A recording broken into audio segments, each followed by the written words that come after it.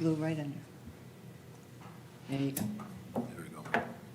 The time is now 6:30. I'd like to convene tonight's open meeting of the Select Board held Monday, March 13th, 2023, here in the Walk-White Meeting Room, Mashpee Town Hall, 16 Great Neck Road North, Mashpee, Massachusetts, 02649. Broadcast live on local cable channel 18, stream live on the Town of Mashpee website. The time now being 6:30, convening meeting in open session. We'll start off with the Pledge of Allegiance. I pledge allegiance to the flag of the United States of America and to the republic for which it stands, one nation, under God, indivisible, with liberty and justice for all. Indivisible. Indivisible. We're going to go a little out of sequence than normal. We do have a public hearing. We're going to hold off on public comment if you'd be patient with us.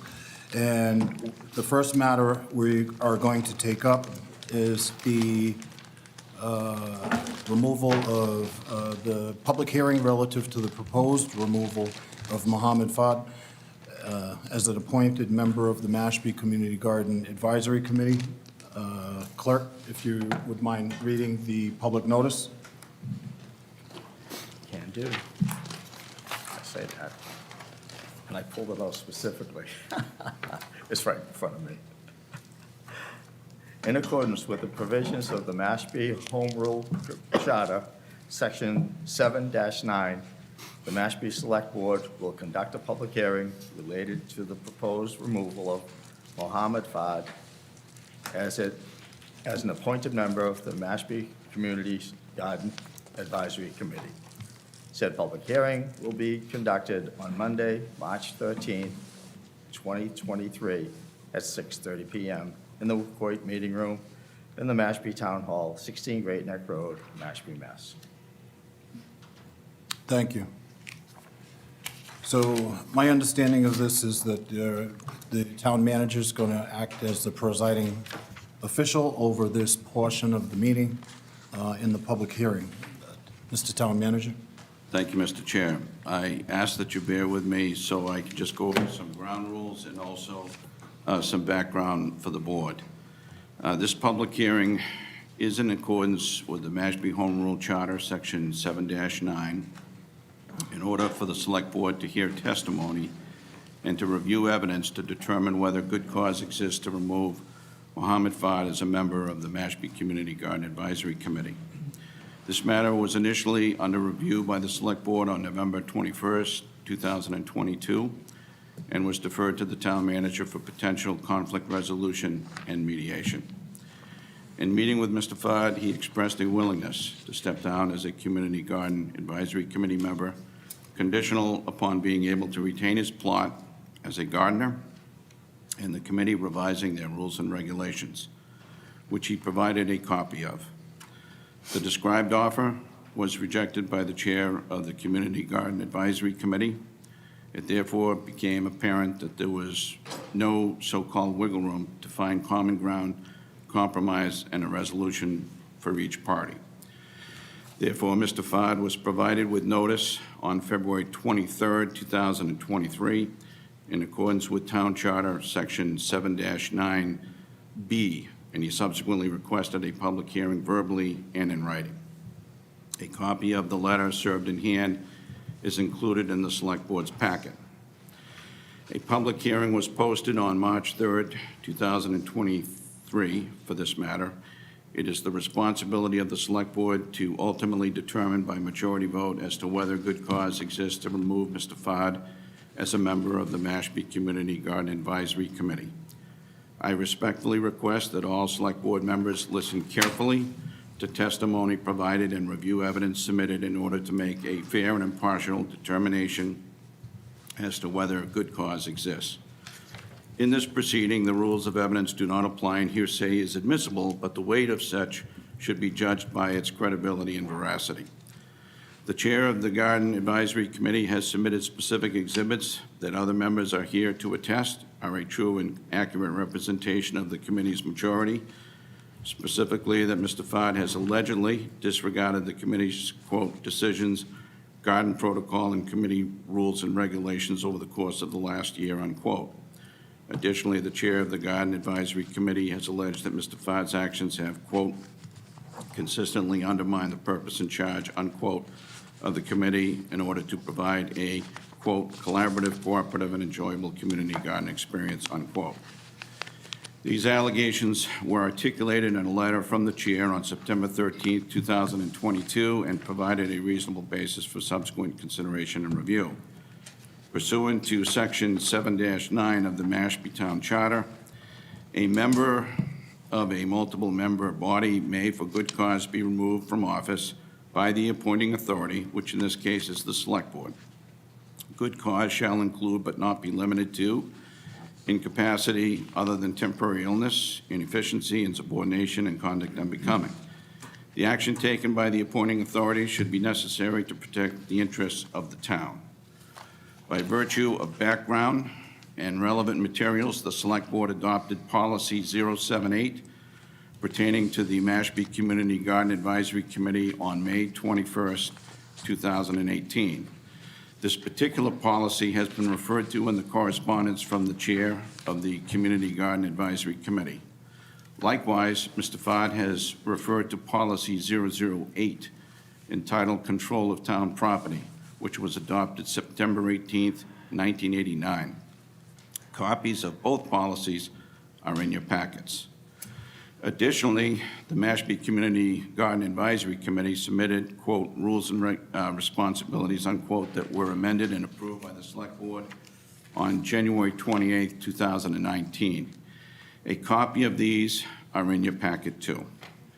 The basis for this hearing stems from the letter originating from the Community Garden Advisory Committee Chair and dated August 8, 2022. On August 18th, 2022, the chair of the Community Garden Advisory Committee submitted another letter requesting Mr. Fod's removal. An attempt for intervention and resolution did not produce amicable results. On September 13, 2022, the Community Garden Advisory Chair submitted another letter requesting Mr. Fod's dismissal from the committee. A photograph of Mr. Fod's alleged planting was enclosed. These letters are contained in your packet, and Mr. Fod did acknowledge receipt. Minutes of the Community Garden Advisory Committee meetings of July 20th, 2022, August 17th, 2022, and September 21st, 2022 are also included. I have been told these minutes were approved. There are numerous emails and communication relative to this matter that have been part and parcel to an ongoing dialogue to resolve this matter in an amicable manner without success. Therefore, this process must commence in order for the board, in essence, the jury, to determine what action, if any, to take as a result of testimony and evidence presented. Although this is a public hearing on the advice of Labor Council, it is only public to be viewed and heard and not necessarily for public participation. However, witnesses for the Community Garden Committee are free to offer testimony, call witnesses, and to present evidence in an orderly manner. Mr. Fod or his representatives will be provided with an opportunity to question any witness offering testimony and to review any evidence presented against him or to object to its relevance. After representatives of the Community Garden Committee have concluded their presentation, Mr. Fod or his representatives will be provided with an opportunity to testify, call witnesses, or to present evidence in an orderly manner. A representative of the Community Garden Committee will be afforded an opportunity to ask questions. This process should not consist of argumentative testimony because these are not public comments, but rather relevant testimony to a subject matter. At the conclusion of all testimony and evidence, the Select Board shall deliberate and decide what action, if any, to take by majority vote. If the Select Board determines they need clarity on any procedural or legal issue, the hearing may be continued to another date and the outcome may be taken under advisement pending further information. The Select Board must take final action between 1 and 10 days after the public hearing is adjourned and obviously after a properly posted meeting subsequent thereto. Any Select Board member who has any question for any person providing testimony or any question related to any evidence as the hearing is conducted, please signal so that such question or questions may be answered. Having covered all of the ground rules and process of this hearing, and before I turn it over to the Community Advisory Committee to present testimony, I just want to go over some exhibits, and there are 3 additional exhibits. Exhibit 1 should be the letter that was addressed Mr. Fod, February 23rd, 2023. Exhibit 2 should be the public hearing notice. Exhibit 3 should be the policy 078 adopted by the Select Board. Exhibit number 4 should be control of town property, a policy adopted by the board. Exhibit number 5 should be the current rules and responsibilities amended and approved by the Select Board as of January 28, 2019. Exhibit number 6 should be the letter dated August 8th, 2022 from the Community Garden Advisory Committee Chair. Exhibit number 7 should be the letter addressed to the Select Board from the Community Garden Chair. Exhibit number 8 should be a letter from the Community Garden Advisory Committee Chair addressed to me. Exhibit number 9 should be a photograph. Exhibit number 10 should be the posting in the minutes for the July 20th, 2022 Garden Advisory Committee meeting. Exhibit number 11 should be the minutes of August 17th, 2022. Exhibit number 12 should be the minutes from September 21st, 2022. I want to point out that there are 3 additional exhibits that the Assistant Manager will distribute to all of you. One is an email exchange relative to the reason why Mr. Fod's rules and regulations proposal were rejected. And also attached with that are the proposed amendments. That should be exhibit number 13. Exhibit number 14 is an exchange with Mr. Fod and the Community Garden Chair. Obviously, a difference of opinion. And then exhibit number 15 is a summary from Marjorie Hecht, who was present to represent Mr. Fod. And she was involved in the attempts to find resolution. So once all the parties have the exhibits, I'll ask if there's any questions regarding the exhibits, and then I'm going to turn it over to the Garden Committee representatives. What's the purpose? Remember?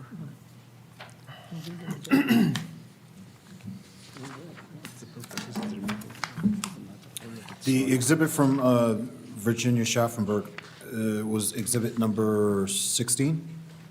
Third, That should be 14, sir. what? Well, which one? The newest one? The one that No, wasn't in your answers packet? regarding rules dated 2/24/23. Say that now. That was 13, I'm sorry. 14 I have is Virginia Schaffenberg, Email. 1/20/2023. Yes. And 15 should be, Statement concerning the public hearing of Mohammed Fod in the Garden Advisory Committee, Marjorie Hecht. yes. So the one dated answers regarding FOD rules and regs proposal. Should be Part of 13. part of 13. Right. But it's a separate, Trying to keep up with this. separate Yeah. staple, but it's the same. I need clarity there as well with 13 and 14. Yeah, I'm really, what you just passed out, can you just go over those three documents and what numbers they are? If you don't Actually, mind. I spoke in error. Did I say part of 13? Yes. Yes. Yeah, that is correct. Then what is 15? Is the last one. That's the Marjorie Heck dated Yes. 3/13/23. Exhibit 13 is what Mr. Fad proposed for rules, and I thought it was appropriate for you to know what he was proposing. And then, in response, you have her email as to why she rejected them. Okay, I understand. So that's why it's all one exhibit, because they're all related. And it's, I know I messed up some of these numbers. As far as the Town of Mashpee letter correspondence dated August 8th to Mohammed Fudd from Virginia That's number Sharpenberg, 6. that's number 6. That's Yes. number 6, okay. It's one of the few. Okay, so I'll review these one more time just to keep everybody in order. Oh, my God. Exhibit 1 should be the letter to Mr. Fad dated February 23rd. Exhibit 2 should be the public hearing notice. Exhibit 3 should be policy number 078. That's number 078 is what, 3? Exhibit 3, sir.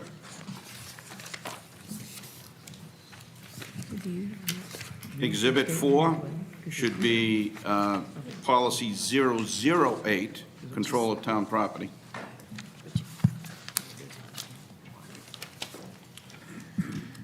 Exhibit 5 are the existing rules and regulations as amended and approved January 28, 2019 by this board. Maybe not the same individuals, but by the select board. Exhibit 6 should be a letter from the chair of the Garden Advisory Committee. That's August 8, 2022.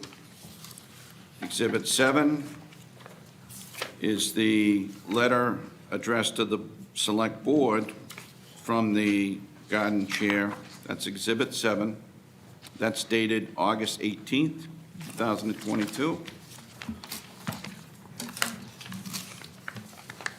Exhibit 8 should be the letter addressed to me dated September 13th, 2022, again from the Community Garden Advisory Committee Chair. Exhibit 9 should be a picture. Exhibit number 10 should be the posting and the minutes of the Community Advisory Committee meeting of July 20th, 2022. Exhibit 11 should be the minutes of the August 17th, 2022 Advisory Committee meeting. Exhibit 12 should be the minutes of the September 21st, 2022 Garden Advisory Committee minutes. And those should have all been in your packet. There. Yep. And the new ones are Exhibit 13, which is the proposed rules and regulations that Mr. Fad submitted, and his correspondence with me and my correspondence to the chair inquiring as to why they were rejected, and then you have her response in terms of why. Exhibit number 14 is an email. On the top, it's Friday, January 20th. And last but not least, Exhibit 15, which I received today from Marjorie Heck, who is representing Mr. Fad. So I have, which is kind of, I guess, making me a little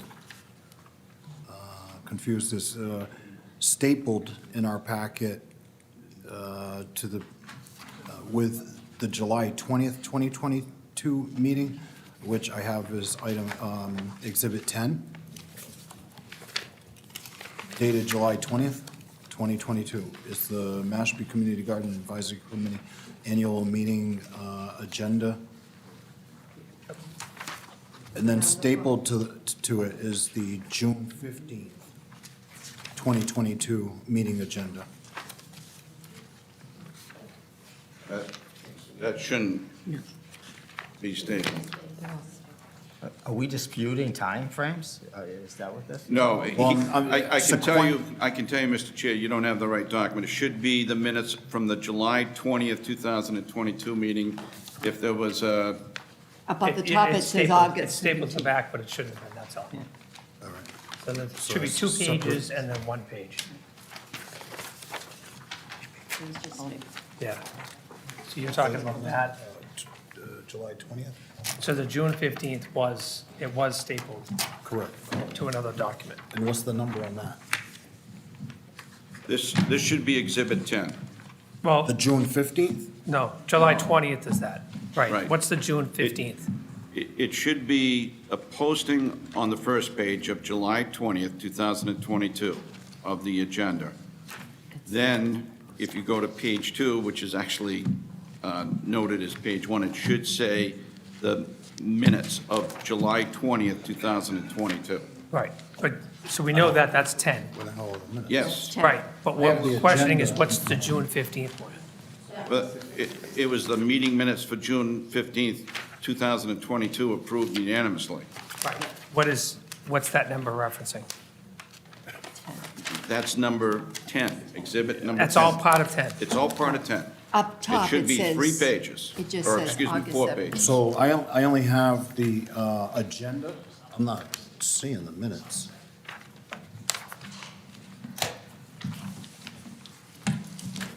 Schaffenberg.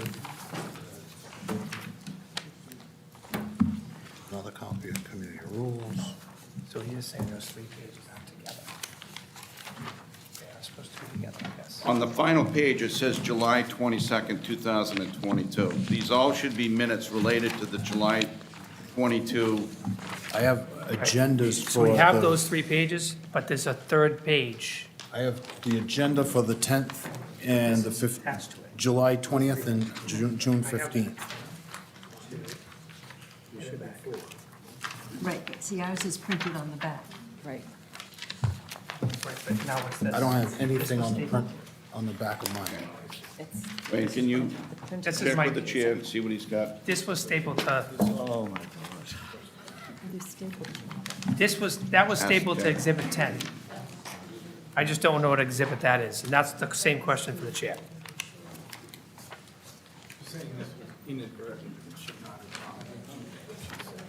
Okay, so is it, all right, so we can get rid of this. That page. It's only an agenda. I thought there was minutes that went with each of these. I don't have any minutes for either one. I only have the agendas. There's no minutes. These two were stapled, not in sequence, out of sequence, but they were stapled together.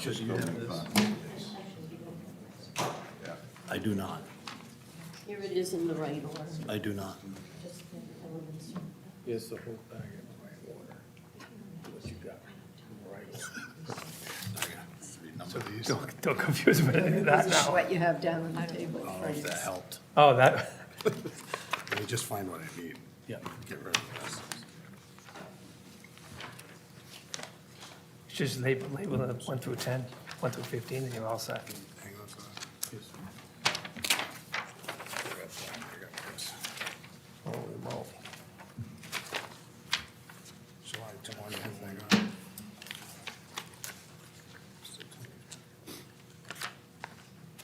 I think I got these.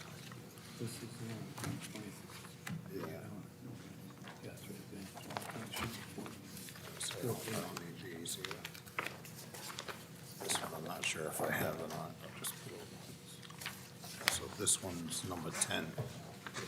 Can you folks check and make sure you have the right ones? It should be the last three, 13, 14, and 15.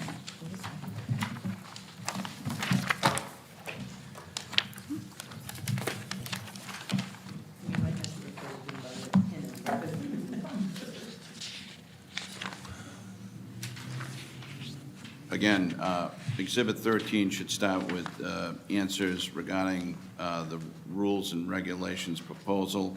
14 should start with a email exchange at the top. It's from the Community Garden Advisory Committee Chair, dated January 20th, 2023.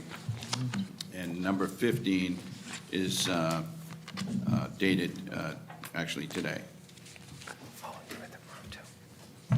Yeah, I did. Okay.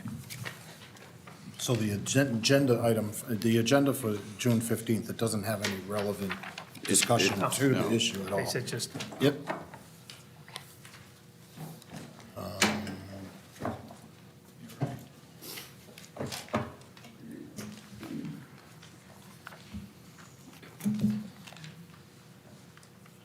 Does the board have any questions before I start?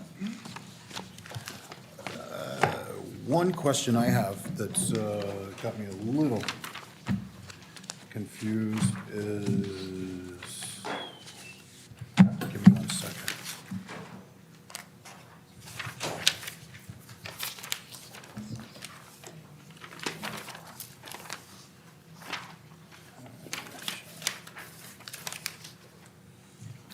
Where is it?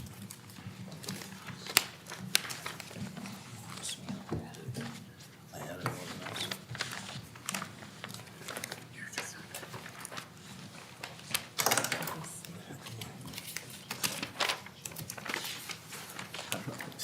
Is it relevant? I don't even know. Is it relevant?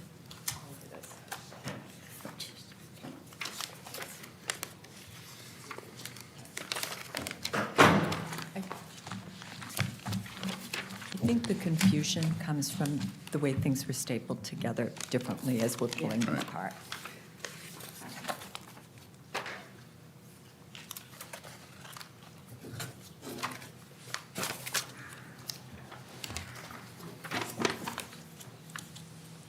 All right, so I could be wrong. On number 3, policy, Exhibit 3, policy number 078. Mashpee Community Garden located off 400 Main Street, Route 130, which property is owned by the town of Mashpee and is under the jurisdiction of the Mashpee Historic District Commission, as well as various other towns. How does that play into, if it's under the jurisdiction of the Historic Commission, how does that play into tonight's proceedings and relative discussions I leading think up to? that's an appropriate question for the Garden Committee. But in terms of why it was submitted, it was referred to previously. So I wanted you to have everything that has been referred to, whether it be by the Garden Advisory Committee or by Mr. Fott, because he also referred to policy number 008. So you have that one as well. No, which I understand, it looks like it's stating that, my interpretation is stating that the Mashpee Historic District Commission has the jurisdiction over the space. And so I don't know if they've been brought into the discussion or if they've had opportunity to chime in. I have not spoken to the Historic District Commission.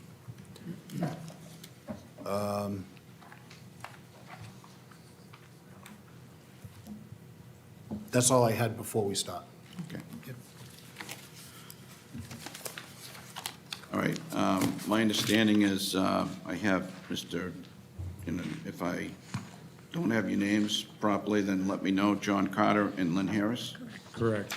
The only thing that I would state is, for the record, can you please state your name to the board, and please attest that your testimony before the board will be true and accurate to the best of your knowledge and belief, please. My name is John Carter. You might have to pull that mic a little further. My name is John Carter. I attest that my testimony tonight will be true to the best of my knowledge. Yes, and ma'am. My name is Lynn Harris, and I also attest to the fact that that my testimony is, Be true and accurate to the best of your knowledge. thank and you, belief. true and accurate to the best of my knowledge. I did better on my marriage vows. All right. So it doesn't matter, whichever one wants to start. I will go ahead and start. We truly weren't prepared to give speeches and testimony to this. I was told by the chair if I could represent the committee tonight, we would simply attest to especially Exhibit 6, which were our main complaints against Mr. Fod, and the reason this all began. Okay, so is it fair to say that you were present and you had personal knowledge of Exhibit 6, 7, 8, 9, 10, 11, and 12? Yes. Yes, I was at all the meetings and had received copies and had a chance to review all this paperwork, except for the last three. Those I just got today. Okay. The response that the chair sent to me relative to the proposed rules and regulations, have you had an opportunity to see that? Yes, yes, Do you agree that that is true and accurate? yes. Can you explain to the board why the committee felt that his removal was necessary? We began to realize that any interaction with board or during the meeting was detrimental to any goal that we proposed or tried to do. Was that a person's opinion, or was that a majority, or was that unanimous? It was unanimous among the board members that that was what was happening. When We those- actually discussed it and voted on it. When those discussions took place, was Mr. Fod given the opportunity to hear what the concerns were? Yes. Did he engage in any interaction? I think we can go back to the minutes. Do you remember that? Well, one meeting, he actually left before we could have the discussion. You can't hear it over here. I'm sorry. There was one meeting where we were to discuss the issues that were occurring in the garden, and it was on the agenda. Mr. Fod chose to leave prior to that item coming up. On August 17th, it was discussed here on the bottom with him. I'm sorry, when This is on one of you speaks, if you could just turn the mic towards whoever's Yeah. speaking. this one. Go ahead, ma'am. I'm just trying to find out which one are you looking at, this one? Oh, yeah. So this is on item number 11.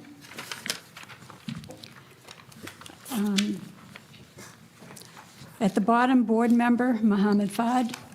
Mohammed Fod requested time to address the board about its above-referenced July 20th action. He had not submitted a promised written response to utilize in the discussion.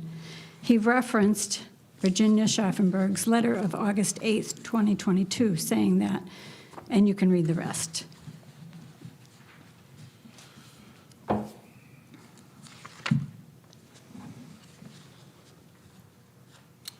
besides the records that have been submitted, is there anything else that you want to attest to? No, I believe everything has been submitted. It was my understanding at the end of each meeting, whether we voted on something or not, if we were unsure of anything, our chair, Virginia, left any decisions up to the town about what direction we should go from that point. We were all very unsure on how to and how you would address an issue like this. And it went to you and the town itself. So if Mr. Fod hypothetically wanted to step down and just wanted to keep his plot, and then additionally wanted to recommend rules and regulations that were being amended or revised, I guess what I'm trying to get to is, for the board's sake, why was that not considered? From the advisory committee standpoint, if you were committing what we determined a violation within the garden, and we asked you to, well, I mean, we removed you from the garden, actually took your plot back, and then amended the rules to allow what we were not allowing you to do. It'd be like committing a crime and then passing a law saying it's legal. I mean, it wouldn't be logical. He wanted permission to do what we didn't want him to do. I understand your point, and trust me, I don't want to be argumentative with you folks, nor with these Okay? folks over here. I'm just trying to get a little perspective here for the board before they have an opportunity to ask any questions. The other analogy that one could use is if somebody is late for work, they may get a warning before they're fired. This began in June of 2022 and continued through the end of the year. I think plenty of warnings, and we tried to discuss it many times. I mean, you can see by August, that was 3 months later, and we'd still gotten nowhere. Okay, do you have anything else? I just want to say that in thinking about what a board member is or should be and their responsibilities, I think it's a great privilege to serve on any board, and I've served on several. But with that privilege, you have responsibilities, and I think certain actions should be expected of anyone on the board. We're there to promote and to advance whatever organization it is that you are a member of the board of. And I think that requires respect, it requires commitment, it requires work.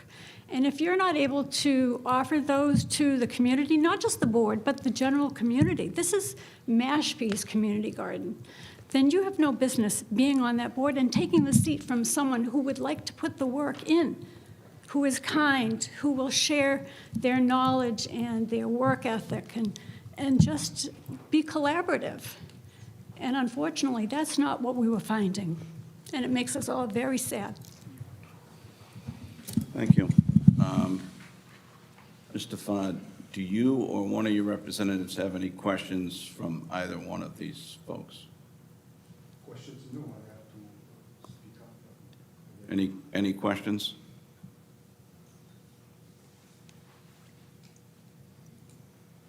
Is on? Yeah.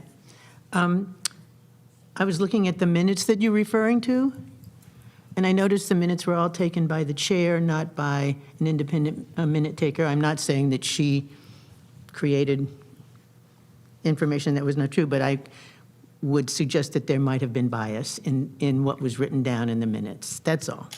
Not saying that that she would have meant to have it, but it could have been because there was not Right now, there's a clerk that the town has assigned to take minutes, and in this period of time, it was the chair who was solely responsible for the minutes. Thank you. The only thing I would respond with is whether or not Mr. Fad was present at those meetings, and if he believes that any of those minutes are in fact inaccurate, he can certainly attest to that if he was there. I don't know whether he was or wasn't. Say that all the minutes are probably truthful. None of them are fabricated. I mean, there is no falsification of stuff. So even though she did, the chair president did the work, that was fine with everybody, and everybody agreed that they were okay. We approved them as we went. So it's stipulated that they are accurate. Yes, I'm sorry. I am losing track of how the process is going to happen. Is it question and answers issue? Right, so at this point, Yes. your party has an opportunity to ask questions of this party, and once those questions are exhausted, then I'm going to turn it over to you. You have an opportunity to provide your exhibits or to provide testimony in the same manner that they provided testimony, that it's true and accurate to the best of your knowledge and belief. So is their testimony finished then? I mean, they can do questions, but Well, I I'm just, that's what I wondered. right now, I'm getting to your questions. Do you have any more questions of them? Yes, I do have questions. Now that I understand the process partial, I would, yes, ask questions. So far, I have heard accusations that are general, no specifics. The problem entering into specifics is that we are talking about two issues. It is a community garden, and it's an advisory committee. So I would love if we separate them a little bit. Now, if there is the overflow one onto the other, it should be clear or kind of clarified. But being on the advisory committee is one thing, being a gardener is some other thing. So my question to John, who was my close plot next to me, and Lynn, who's the next one, the rules amended, whatever the rules, garden, did I ever infringe on them? Specifically those rules, my question. Yes or no, or you could explain if I did do any infraction about those rules. Can you answer that, sir?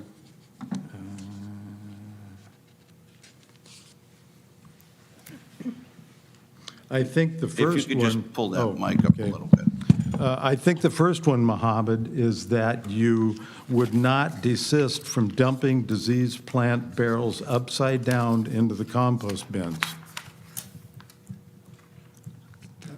You can have a follow-up. Yes. The compost bin was a non-functional, defective compost bin. The disease plant is a nice, beautiful barrel where people randomly put stuff. I don't think they knew what the disease was, but this was basically arbitrarily. Me, it's a whole issue. Now, all of this action happened outside of the fenced-in area of the garden. My question again is, we have garden rules and regulations. Could you specify which one I broke? And could you also, I added, could you also show me documentation that you, as a committee, went after me for it?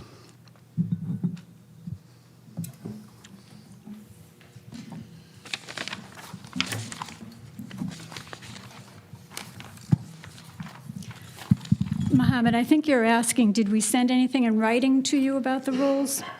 Is that what you're asking? Yes, or if actually you could testify verbally that I did something with specifically the garden rules. We have, I think, 21 of them. We've spoken many times about different infringements, infractions. One of them being that you would actually encourage things to grow in the walkways between gardens. And this is a problem because obviously then things can seed into other gardeners' beds, number one. Number two, we don't want to create any tripping hazards for anybody, walking through there. So we try to maintain them. And the town's been kind enough to continue to bring us mulch and so forth. So we try to keep them clear. And we go as a group, as many volunteers as we can get, to clean them periodically. Mr. Fad refused to do so and in fact would encourage other gardeners to allow their vegetation to grow out into the walkways.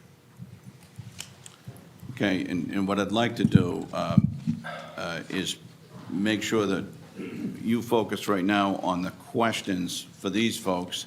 Once those questions are asked and answered, you'll have an opportunity to testify separately. So if there's any questions, I cannot comment, cannot go back and forth. oh, you're going to have a chance to comment. I'm just wondering if you have any other questions. I would like to understand, so basically it is only one issue that has to do with pathways, clearing, etc. Yes or no? That's the only issue you have with respect to me breaking rules of the garden. Yes? I don't know. And me not participating in cleaning them up and etc. I think the photograph If you is could the- pull that up. Oh, I think the photograph is the best example of a broken rule, that the community garden only allows gardening within your plot. Until the town gives I know the permission to photograph. garden Right. anywhere on town property, I don't think that's appropriate. And that's that's why it's in a garden rule. Okay. Any other questions? My problem, I asked a question about the fenced community garden, not the territory of Mashpee. So he's talking about something outside. We're trying to, we'll be starting back and forth. Okay, any other follow-up questions? No. Okay. So at this point, obviously, there may be a need for clarity regarding some of the issues that may surface subsequent here too. So I would just ask that you stand by, and now I'm going to have Mohammed or his representative speak. And by the way, you can call witnesses, you can introduce exhibits in addition to what has already been introduced. You should mention the documents that are missing. Okay, thank you. So I will start to introduce a simple statement. My name is Mohammed Fahad. I live on 35 Ashumet Road. I'm sorry. Yes. And you do attest that this is true and accurate to the best of your knowledge, I Oh, believe? absolutely, it is true to the to the best of my knowledge. Yes. Thank you. True and correct. The matter before you tonight is one that I have worked in good faith to resolve for some time. First, in a series of meetings and communications You need to tell about the documents first. with Rodney Collins. I'm finishing the first part, okay. And we did some mediation. And I would like to start, actually, before starting, by introducing Marjorie Hedge and Lynn Barbie to talk about these mediation efforts. We have an issue with the exhibits. What was missing? I'm sorry, I should have stopped you in the beginning, but the exhibits that are missing is... Could you refer to which one you're, I am going to refer to them. You don't have them. Basically, we have something called town policies. We have policy 8 about use of town property. We have policy 78, the creation of the advisory community garden committee, and tells it what its responsibilities and what it should do, etc. Now we have something called reporting misconduct of the appointed and elected officers of the town, employees. It is policy number 25. We have the policy about the conduct of boards in general. It means like punching people or talking gently, being respectful, etc. That's policy 54. And we have something else to do that's also partial part of it. It's the Public participation at public meetings. It should apply also for committee people. It's policy number 81. And couple one that are a little bit ancillary, but they could be used. The Mashpee Inclusion and Diversity Committee Policy, number 79. And we have something that has to do with Public Records Access Policy, number 69. They have a role to play, but not at this point. And the reason I mention the policy, because they are the one who will guide the select board in their decisions. They're going to see if these apply or not. There is also the general policy of the Commonwealth of Massachusetts, the MGL, the free speech rights, etc. Declaration of Rights, etc. I mean, all of these have to be used as to tell us what sort of stuff I did. So with this, I would like to introduce, you want to start? I would like to introduce Marge Hedge. She's going to talk about the mediation process. Oh, yes. Oh, it's not just... Thank you. I'm Marjorie Hecht, and this is true and accurate to the best of my knowledge. Thank you. So I'm speaking now as someone who was part of the mediation process conducted for Mohammed Fahd and the Garden Advisory Committee. When this matter first came up before the Select Board, Mohammed and the committee chair agreed to abide by the decision reached via mediation under the guidance of the town manager. As part of this mediation process, the town manager, Lynn Barbie, and I met with Mohammed to mediate. We came up with what we thought was a reasonable compromise. Mohammed agreed to resign from the Garden Advisory Committee, but would keep his garden plot. Despite prior agreement to abide by mediation, the Advisory Committee flatly rejected the mediation offer and insisted, and instead, here we are at a public hearing to remove Mohammed from the Advisory Committee. I should also note that Mohammed's garden plot was mowed down in his absence while he was abroad visiting family. In the mediation process, Mohammed suggested some changes in the Garden Advisory Committee regulations, and Lynn worked with him on the language. The main point was to add due process to the regulations so that there would be a clear path in the future for handling any disagreements with the Advisory Committee. This due process would submit such disagreement to the town manager, who would have the ultimate authority. This is, after all, a town committee overseeing a project that is on public land, funded by public money, all for the public good. I want to stress that. The community garden was established to give residents who don't have land a way to plant food for family use. It is not meant to be a manicured showplace, nor is it a private fiefdom. It's a community garden intended for the public good. I've been on many committees, elected and voluntary. I cannot remember a situation where a disagreement could not be resolved because one party refused to accept the mediation result that they had agreed to accept previously.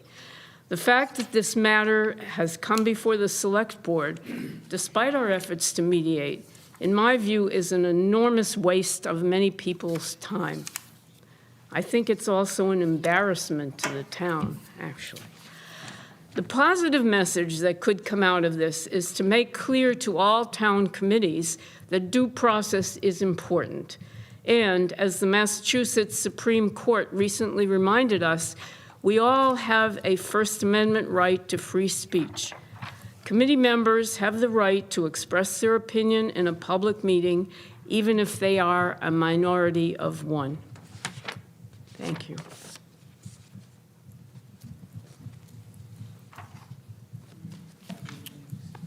Sure. Now I present Lynn Barbie. And if you could also, Wrong way. Lynn, if you could Lynn also... Barbie, and I attest that what I'm about to say and testify is true and fair to the best of my ability. Okay. So I want to be clear. This is a hearing about committee membership, not about gardening.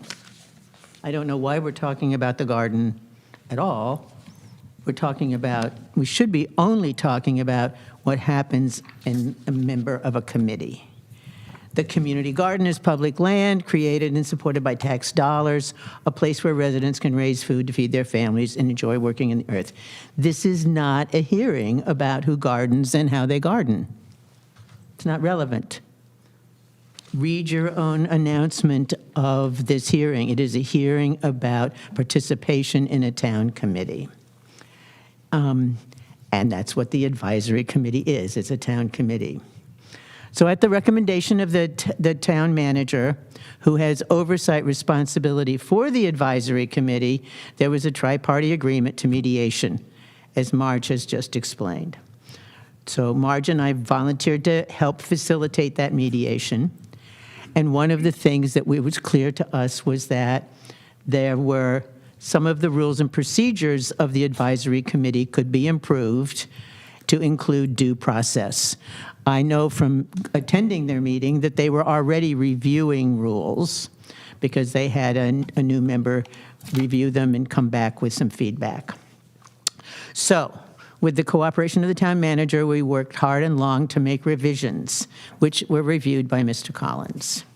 We upheld our part of the mediation, review and revise the rules. Mohammed would step down from the committee, and his garden plot would be restored to him.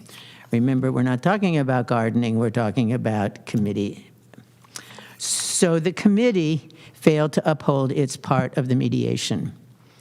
I actually went to the meeting, the advisory committee meeting, when they were reviewing our proposed rule changes and their own suggested changes. During this discussion, I agreed to make some edits in what we proposed, but they refused any change that we were suggesting, especially the last item that we proposed, which relates to gardeners' rights for due process. I could not find the minutes from, this was just this year, I could not find the minutes that reflected this discussion online, so I'm not sure if they're available yet. But anyway, and regarding that, we felt that it was important to have a due process for gardeners' rights. But again, that's not the issue. This is not about gardeners' rights, but the rights of a committee member. Committee members have the right to state their opinions and ideas. That is free speech. Clearly from the Select Board and many of our town committees, we can confirm that disagreements among members are part of the process. People have a right to disagree and to move on. At one point in the minutes, they reflected that Mohammed left a meeting because he was upset. Well, he's not the only person who leaves meetings when they're upset. It happens, and people move on. Clearly, that is not a reason for somebody to be removed from a committee. Most distressing to me was at that same meeting, one of the members of the committee, who's not here as far as I know tonight, it was in the Papaneset room, very loudly and aggressively leaned across the table to where Mohammed was and in a very threatening verbal manner attacked him. And I was stunned. I was sitting there, I was stunned. It's recorded. If you really wanted to hear it, I'm sure you could get the tape from the clerk who was the secretary who took the minutes. I think that what that showed me was that there is a real feeling about hostility towards Mohammed. And it may be that they don't like the way he gardens, but that's not relevant. What's relevant is, did he ever do anything during the committee meetings with the committee besides have his own opinions and disagreements with them? Thank you. I have a follow-up question, Lynn. That particular meeting that you just referenced, do you know the specific date? And if you mentioned it, I'm sorry, I didn't get it. It must have been January, because I went back and looked at the minutes that were posted on the website, and they only go back to 2022. There's not 2023. I believe it was January. Okay, thank you. Do either of you have any questions for any of these folks over here? I think he's not done. I don't think he comes. Yeah. With respect to, I Yeah. could go on, I mean, yes. Yeah, no, I'm going to allow you to continue. Okay. It's just, I Question about want to response. just see whether or not, at this juncture, whether or not there are any questions up to this point. Thank you, I don't believe so at this time. Sir, No, I have no questions. please continue. Okay. I'm typing the, asking for the minutes. I could ask them from the person recording, secretary.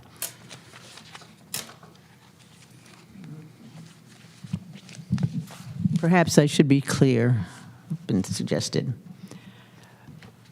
We believe that the terms of the mediation should be acknowledged and accepted and make that happen. Mohammed is still, as far as I know, unless something changed in the last 2 minutes, willing to step down from the committee to keep his plot. That's all we're talking about here. And I would add, rules have to be amended to include due process and to allow for, and we have written a statement for it, to allow also the issues between gardeners and advisory committee to be reported, brought in front of the town manager, who is the final authority in this matter, per policy. May I continue? Yes, sir. Okay, so after introducing left and right, the two queens that did represent the issue of the mediation in full, I believe, I would say that I wholly reject the notion that there is cause for my removal from the advisory committee for 3 reasons. Now, it was mentioned right now that I'm willing to step down if I get back my garden, etc. But me, I'm not bowing down before I get full acknowledgement of my rights. And that's what I'm saying. There is no cause for me to be removed. They have to prove it. So far, I haven't seen nothing. So my speech in meetings is protected free speech. I was never called out of order in writing, reporting, or in vivo during a meeting. I participated in good faith to resolve any problem brought to my attention. And if there is dissension, if there is no understanding, no agreement to understand on certain facts, well, each one is entitled to opposition. Simple example, if we discuss the issue of passes, they have to be cleaned. Hey, we have a lot of grass around here. Even the asphalt has grass in it, etc. So me, my opinion, I'm with the grass. Okay, somebody picky wants to pick the grass, it's their business. But don't tell me something I don't believe in. Now, the advisory committee is a town committee that convenes in open meetings. The committee engages in discussion. Like other committees, we may not always agree. I'm trying to formalize this stuff. The expression of a dissenting opinion is no ground for removal from a town committee. And I am guilty as charged. Because deliberations of a town committee are protected free speech. My speech and my expression of opinion at these meetings, even dissenting opinion, is free speech. I'm repeating it many times. Protected by the Commonwealth of Massachusetts Bill of Rights and the recent issue with public comment at a school committee. And the US Constitution. It cannot be used as a ground for removal from a town committee. Not only is my speech at these meetings protected free speech, at no time during any committee meeting was I out of order, and at no time did the chair call me out. So I have acted in good faith to resolve this matter with a series of meetings, etc. So I wholly reject the notion that there is cause for my removal from the advisory committee, without proofs. And so far, we could look at all the literature, which I call the email, etc. We have dated email. You could read through them. Oh, Muhammad, we don't agree with you. So I have a list of them. I could read them one by one. None of them tell me that I misbehaved, I was out of order, or I did something extraordinary. Thank you. And I know what you said regarding the decision that just recently was rendered by the Supreme Judicial Court, which I'm very familiar with, but you would acknowledge, and I'm not saying you did this, but you would acknowledge I presume, that you have to be acknowledged by the chair in order to speak. You can't interrupt somebody else at the meeting.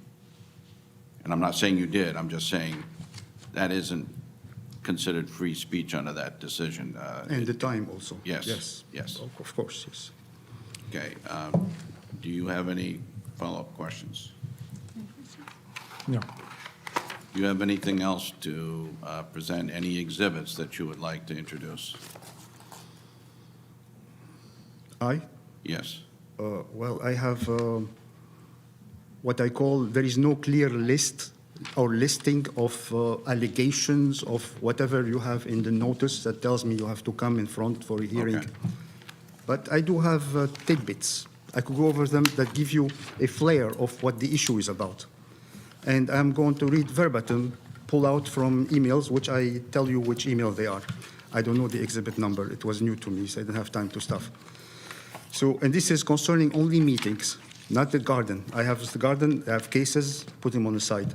Cases of the dumping diseased plants, the major issue.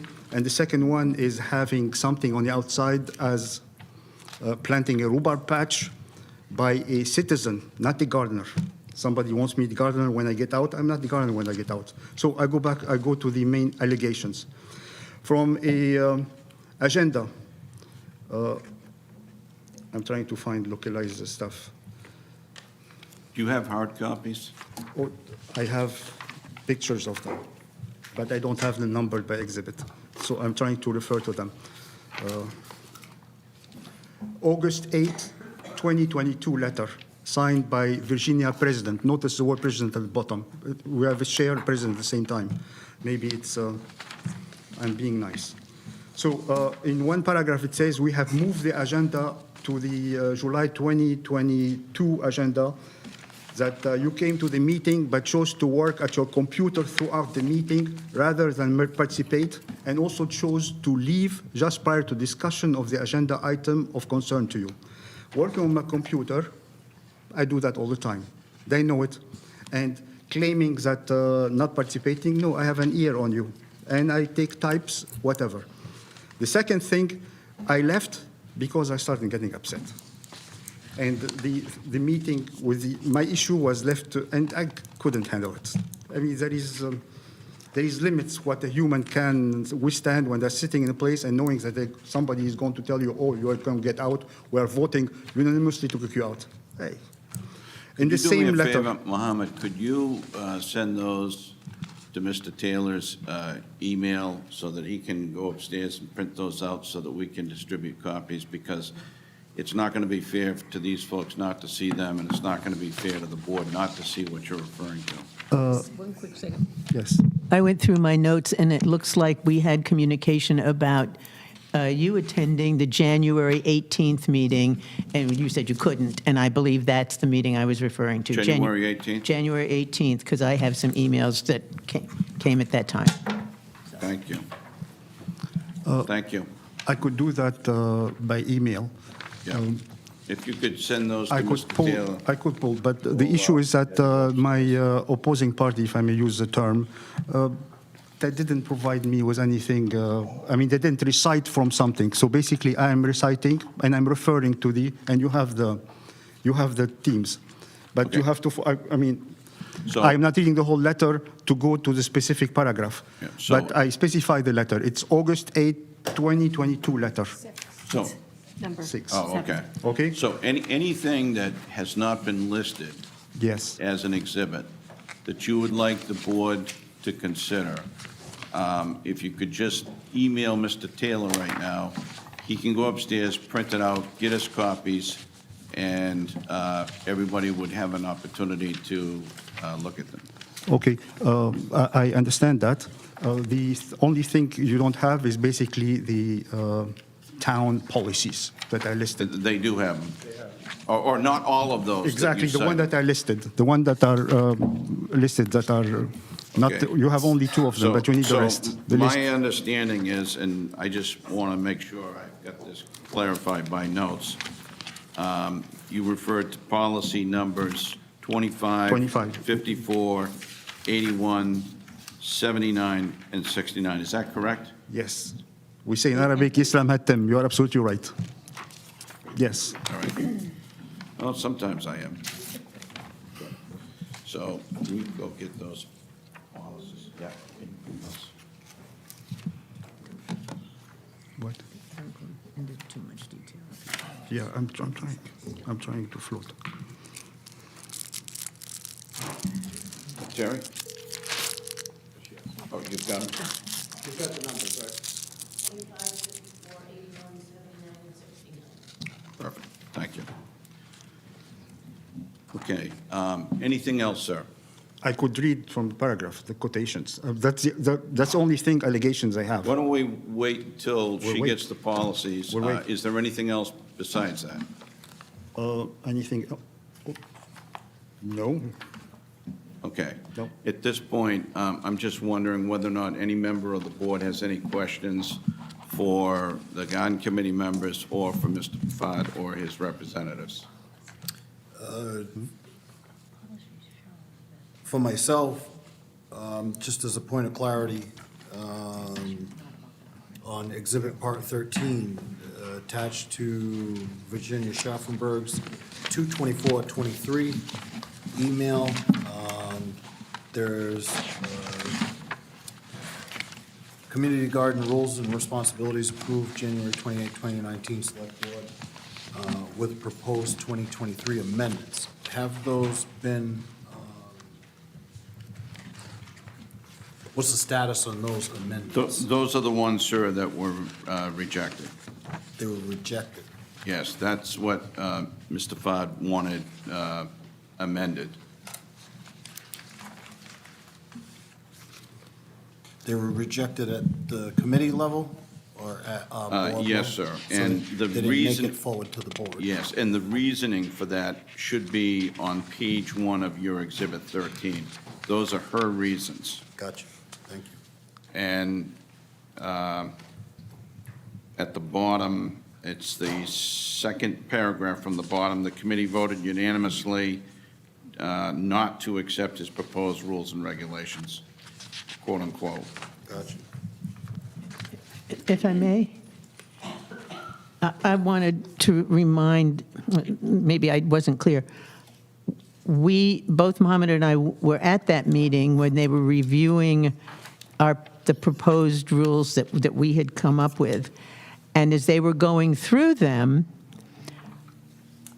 I asked permission from the chair to participate, because I was not on the committee, that we're willing to make some adjustments if you want to make some edits. We didn't have to have them written in stone. If there was something about the wait list, and there was a couple of other comments that they didn't like. For example, we had proposed a longer period of time that, a gardener would have written warning. And they said, no, that's too long. And I said, because they have 10 days, and we suggested 30 days.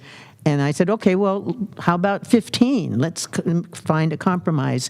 We went into that meeting willing to make revisions in our proposal, and they had no interest at all in making any modifications of accepting any of our proposal, which was, made us feel like they really had no intention of coming up with any changes. And the main thing that we proposed was the final rule, which is not on their existing rules at this point, was that if there were disputes between gardeners and the committee, not between gardeners among themselves, that the advisory committee could resolve, but between a gardener and the committee, that a gardener would have an appeal process to the town manager to resolve whatever that dispute was. And they right out rejected that.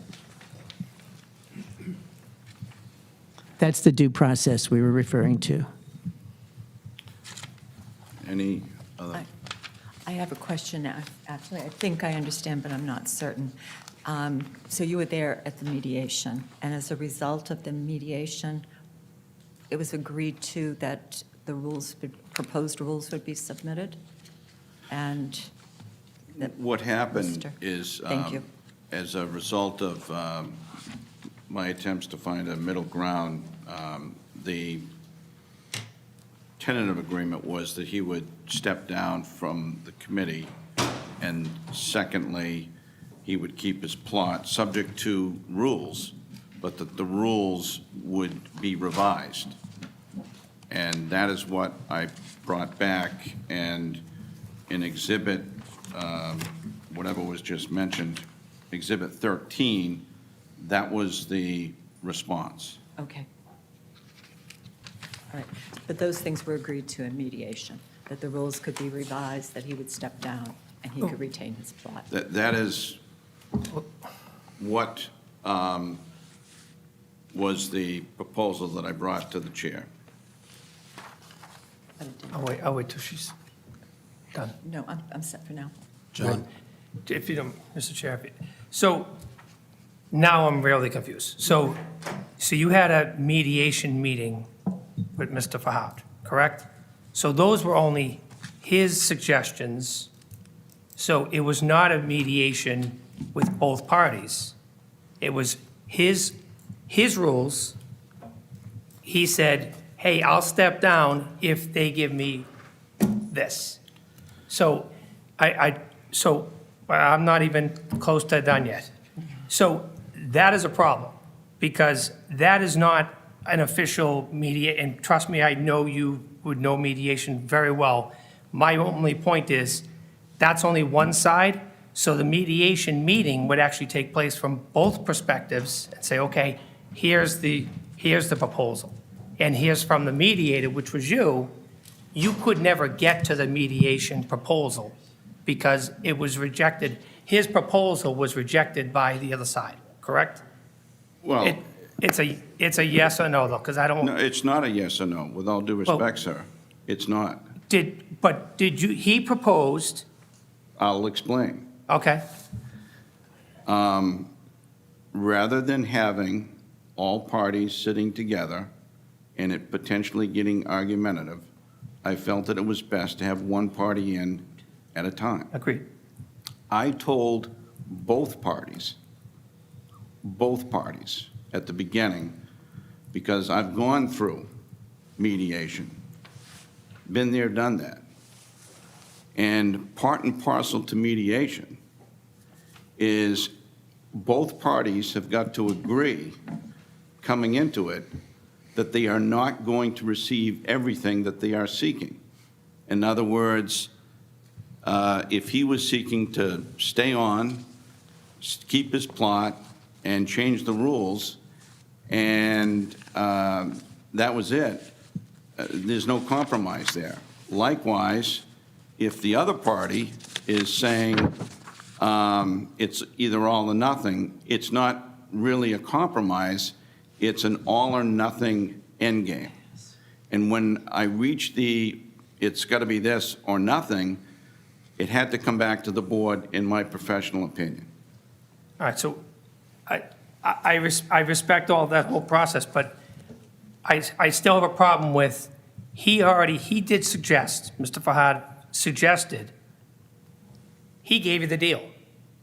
So the deal was, I'll step down in the committee, and please feel free to correct me if I'm misspeaking, because there's a lot of documents here, and this has been going on for way too many months. So he suggested, I'll step down from the chair, from the committee, if you give me my plot back. Correct? No, is that correct, though? That's what his. I'm trying to answer. The answer is, he felt that there was not a reason for him to step down, but he said he would be willing to step down It's in the writing. Yeah, correct. for the sake of bringing this to an amicable end. What he also said was that he would be seeking just a chance to see the rules revised and then abide by them. And obviously, if he didn't abide by them, he would agree to the process. He just wanted to make sure that there was a due process clause included. Okay, but. And I believe I have it characterized accurately. But here's, I mean, and I think you brought up, it's almost like if you do a crime and, okay, I don't want to get charged for this, but I'll take this under these rules.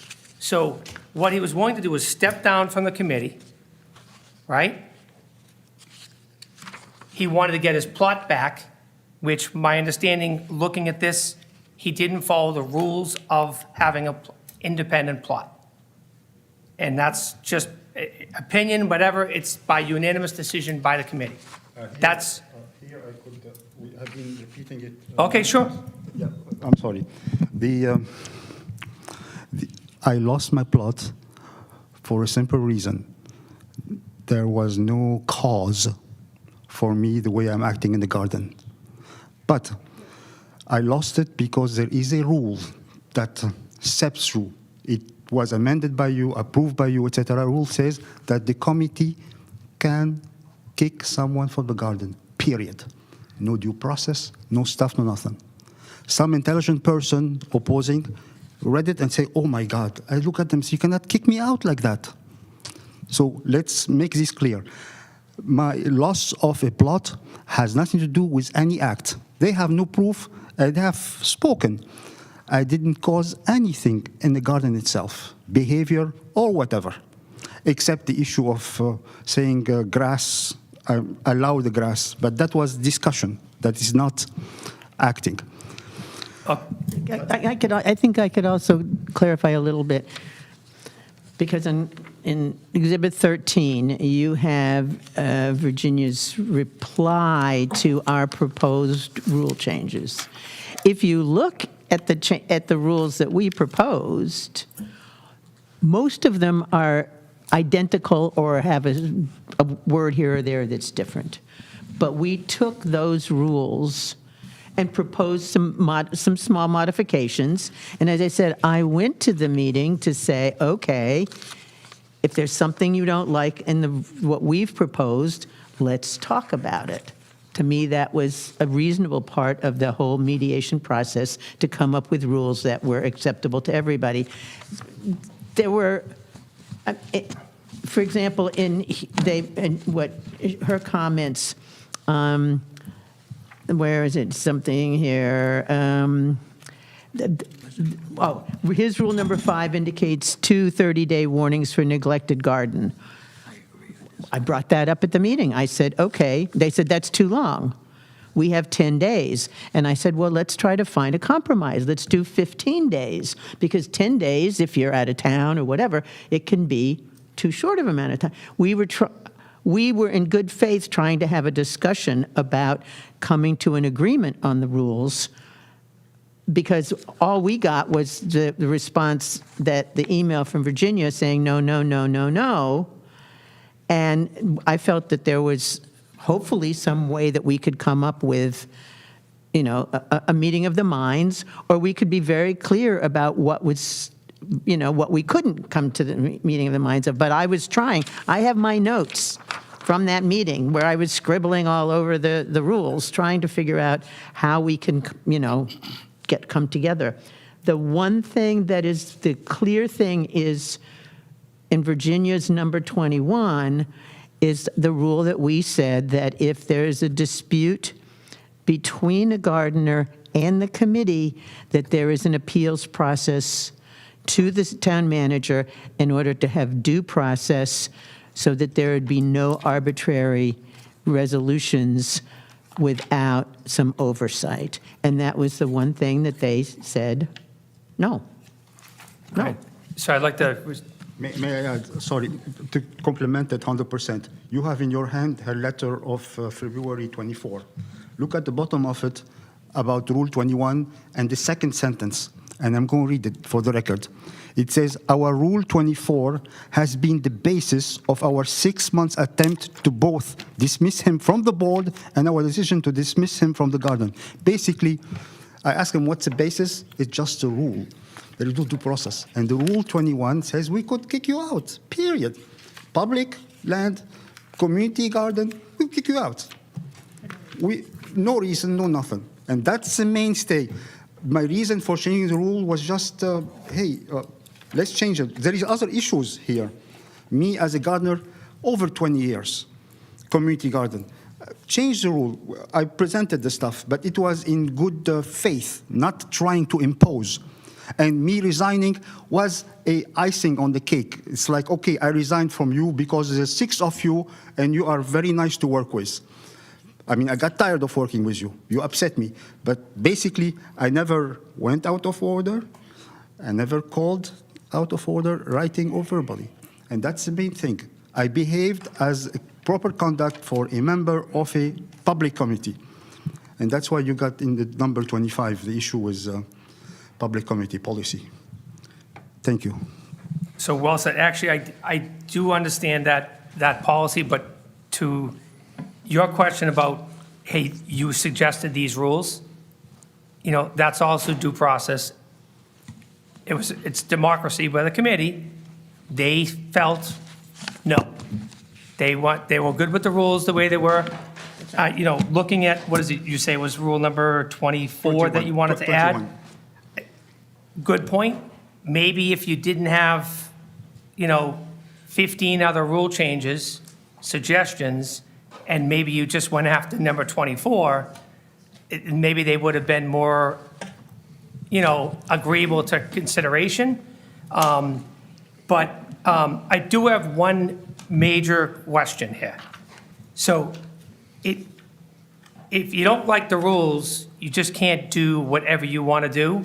So that's where, and again, this is perception, because I'm reading issues and concerns with the committee, and specifically you being a gardener. And I know right now, we're talking about you being a committee member.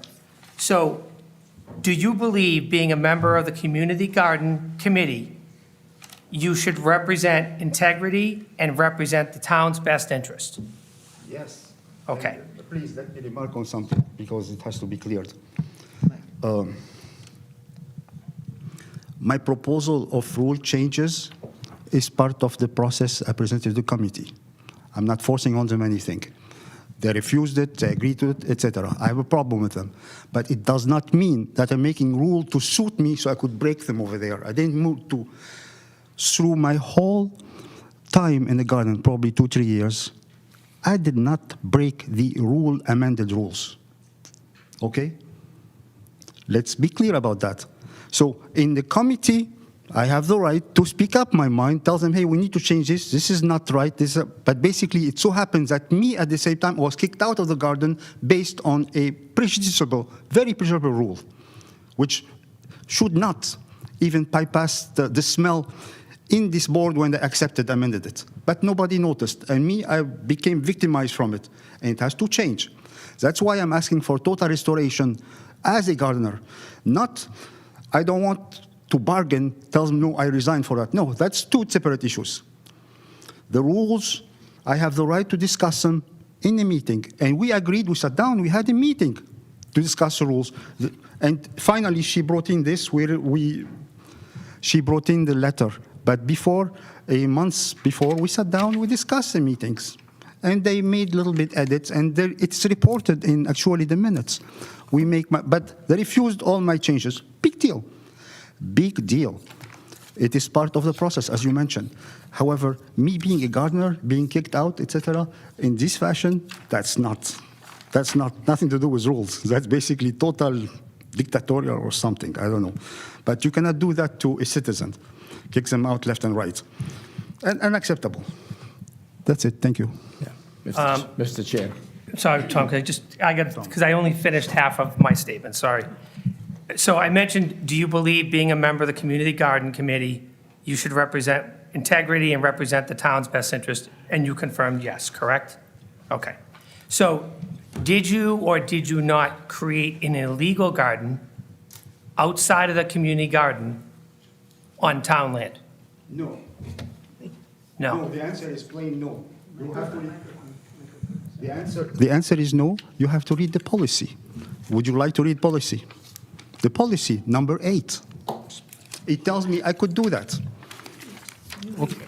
I'm going to read the policy. Hold on a Policy sec. 8 says you can build a garden any way you Policy- want I'm on going to town read the land? policy 8, and you tell me what it means. tell me if I did something wrong. I am Do we have policy 8? Yes. Yes. Exhibit what we number have. 4. Are we ready? I don't know number exhibit. I have I'd like it. to have our chairman read it. Exhibit number Last 4. night I worked on it 100%. No, but I have to discuss the word. Exhibit We number could just have everybody speak one at a time here. I don't know. I can read it for you. I have it Ornamental ready, objects. if you'd like. I need content. Yes, please. But the Town of rest- Mashpee Board of Selectmen, policy number 8, exhibit number 4, control of town property. The town manager shall be responsible for the proper use of all town property other than that under the control of the school committee and the Conservation Commission. The placement of ornamental objects on town property described above shall be contingent on approval by the town manager. Nothing in this policy is intended to discourage the placement of flags, seasonal decorations, or plants and flowers on town property. The Board of Selectmen will consider appeals of decisions of the town manager if the reasons for the appeal are provided to the board in writing. Adopted by the Mashpee Board of Selectmen, September 18th, 1989. The photograph you have is on town property, not in the garden.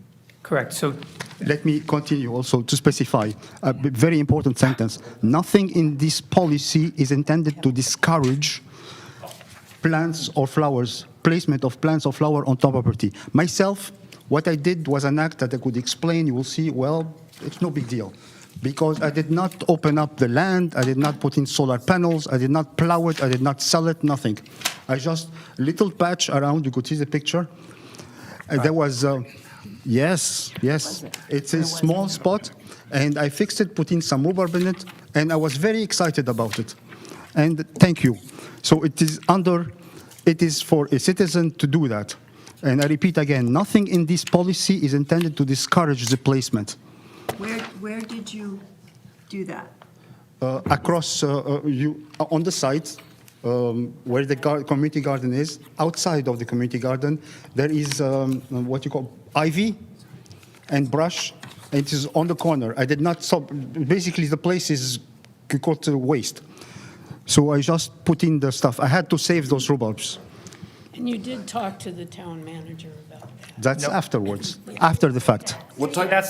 Yeah. but that's the fact is, so this plot This thing, yeah. was put illegally because it was not applied for or discussed with the town manager prior The to. policy does not state, the policy states the placement of ornamental objects shall be contingent on approval by the town manager. What you have in your hand is not ornamental objects.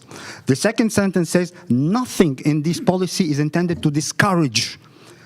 It means it doesn't prohibit. It means I don't need his permission. Okay? It's English. It doesn't say even I need permission. The first sentence says town manager approval. Mr. Chair. The placement of ornamental objects shall be contingent on approved by town manager, period. The next sentence says, nothing in this policy is intended to discourage. It means to prohibit. Placement of, I go the list, flags, seasonal decoration, plants and flower. And you could underline plants 3 times. Okay? I didn't do anything illegal. However, I did it unintentional. The policy was handed to us by by Mr. Wayne Taylor, yes. And Wayne Taylor gave it to the president of the advisory committee. And she used it, but basically the English is clear. Nothing in this policy is intended to discourage the placements. And it has nothing to do with the town manager per se. Town manager, if you want to put ornamental objects on town property, it's a policy. You could change it, but after the facts, I was within my bounds. Thank you. Okay, 1 second. I will call attention to the first part of that paragraph where it does state the placement of ornamental objects on town property, where the end is speaking to, nothing in this policy is intended to discourage the placement of flags, seasonal decorations, or plants and flowers on town property. So, I mean, there's 2 different, placement of ornamental objects is one thing, plants and flowers, I think, another. Michaela had a question. Well, I think Yes, I had a question about the picture that we have of planting that's outside the garden. And I guess my question is, it seems as though that's covered, whether it should be there or not. It's an issue that should be resolved by the town within policy number 8, not an issue that should be resolved within a committee. Because it clearly states if this is outside, it's not in the garden. It's outside. It's outside of the garden. It's on town property, and therefore, it does fall under policy number 8, which is a town issue, not... Which is a town manager issue, correct? Yes, so it's We're not... not clear on it- that. It might be the it's not- Historic Commission. It could be the Historic Commission. It's not relevant to the community garden, is what I'm suggesting. Well, so my suggestion was, when I started, was we're talking about him representing the committee, and goes to the point of, you're not, if you don't like the rules of what's going on in your own, community garden, you make your own. And that's what it looks like was made here. Because, and again, I'm just going by the timeline here, it looks like he didn't like the rules, he didn't want to follow some of the rules, and maybe some of the rules are arguable. So he lost his plot and he made his own on town land, which is, Sorry, incorrect. That's not, you're Incorrect. taking it out of context I'm only sorry, the because sequence totally off. the sequence of events, if you read through the minutes, the rules were proposed on the August meeting. So I don't think it's fair to say that, like, they jumped the gun and because, you know, he made this quid pro quo situation and then decided to leave because he didn't get his way. It's painting the wrong picture, and that's not fair. Could you please describe exactly what we're looking at in the picture? Yes. Like, what type Yeah. of plant is this, anyway? Okay. Just out of curiosity. The chair mentioned the issue of sequence. There is a sequence. First, the incorrect statement you mentioned. I lost my garden plot inside, so I went outside. This is zero. It never happened like that. I lost both of them at the same time, which means the plot outside was, at the time I had my garden inside. It was an issue raised by the advisory committee that, hey, Muhammad, you cannot do outside. What if, and I have the sentences written, what if the gardeners start doing this? These are citizens of Mashpee. They could do anything they want. It's part of the policy number 8. You could do it as citizens of Mashpee. You could put little flags wherever. That's your business, not the gardener. I keep saying the sentence, when I stepped out of the garden, I don't follow the rules of the garden that has to be in effect inside. I am no more a gardener. I am a citizen of the town. They looked at me, they say, oh, you are a gardener outside. No, excuse me. What if gardeners imitate you? Great. Plant rhubarb. Go plant other stuff. Plant flowers. Plant anything. And nobody's doing for commercial reason. It's basically, I need to move from one place to the other, and the place was basically, it has ivy. Growing the ground ivy. I cleared out the ground ivy, worked the ground, added some manure, planted the thing, and turned my back. And I was happy looking at it. And things started growing around it, by the way. Nice stuff. Something called sumac, Sicilian, which I eat, which you never ate, but I eat. The second one that is mullein, very good for the lungs. Started pumping up. They destroyed all of this. They destroyed just because they think that was their right. It wasn't their right, but I am not making it an issue. I am not making an issue right now. As a matter of fact, also, the same group are planting outside of the garden, making it communal to show. Maybe I did the same thing, okay? So it wasn't, there was no malintention. Thank you for clearing that up, because Thank you. again, we're back to policy 8 I mean, you read that now, we're back to town manager, starts it off with town manager authority or approval, and then at the end, it kind of says it's kind of okay. Or Historic Commission? Yeah, or, yeah. I'm not commenting on that. Oh, okay. You have to call on a witness. I have a witness that wants to speak. Yes. Hand you, you Who think? would you like to call? Karen Faulkner. Okay. Karen Faulkner.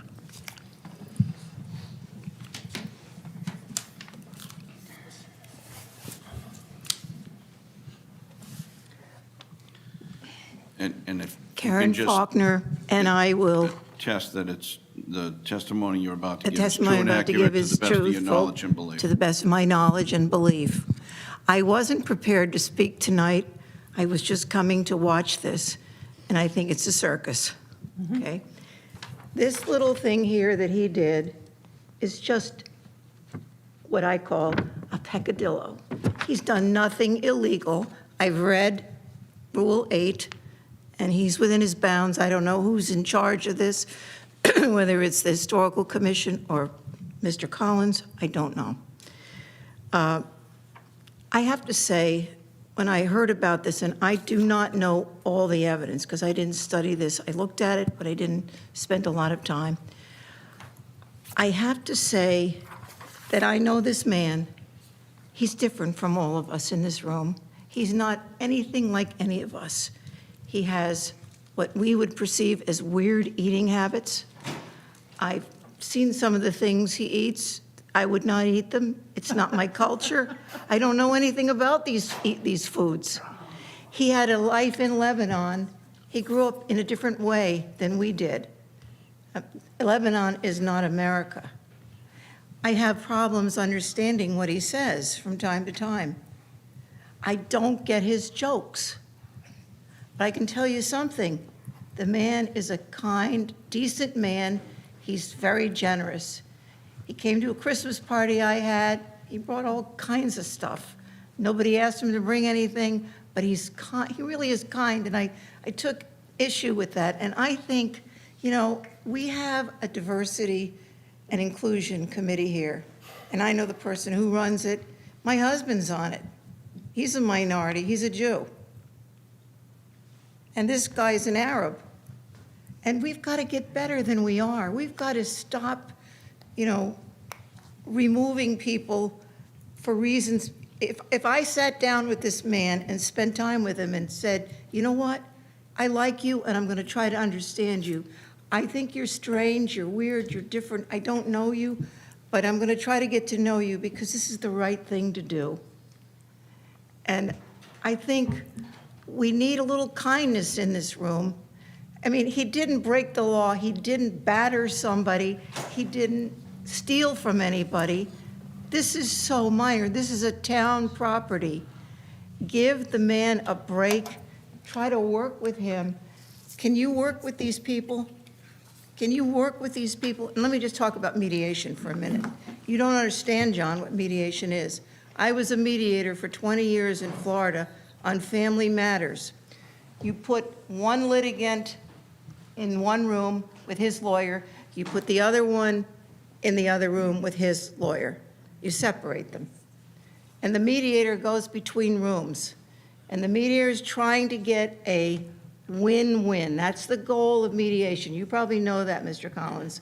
Win-win. You're not going to get everything you want, but you'll get something. You'll walk away feeling like, oh, well, I did okay. I didn't have a great victory. That's not the goal of mediation. Mediation is compromise. And he was trying to figure out some kind of compromise, but it didn't work. And I would have called it an impasse at that point in time, but I would have said, all right, listen, I never let anybody leave the office. I mean, that was just what I did. I would say, now we got to work this out. You have an opportunity. You want to go to trial? You want to take a risk? Here we can work something out. And usually we did. And it wasn't always the greatest for either party, but it was a compromise. And that's what we needed to do here. And I don't know, I guess you felt there was an impasse and we couldn't go any further.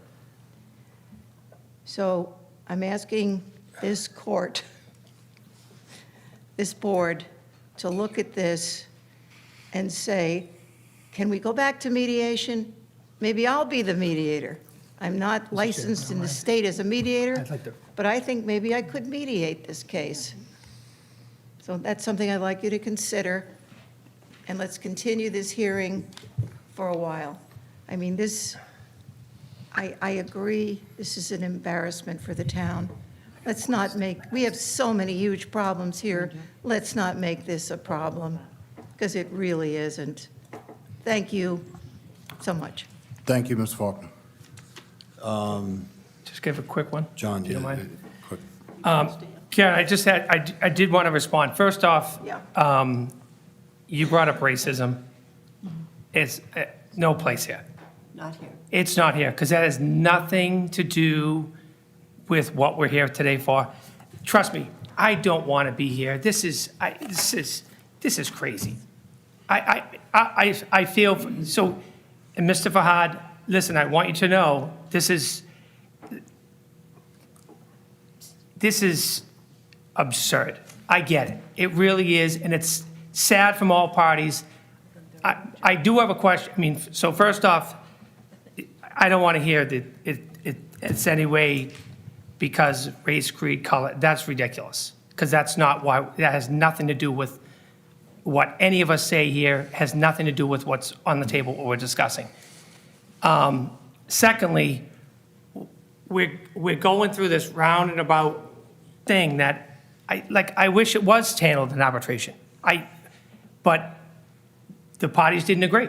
So I don't know where we stand, but there's no, I mean, personally, I don't know why you would want to serve on the committee and just where you're not being heard, but maybe that's your feel that you want to stick it out to see if you can get some of these rule changes. And again, that's democracy, so that's fine. I guess that's why we're here today. But anyways, like I said, bringing up the racism thing, say one last thing. I hate that, bringing up the racist card for, Nobody is bringing the racist that's card. not fair.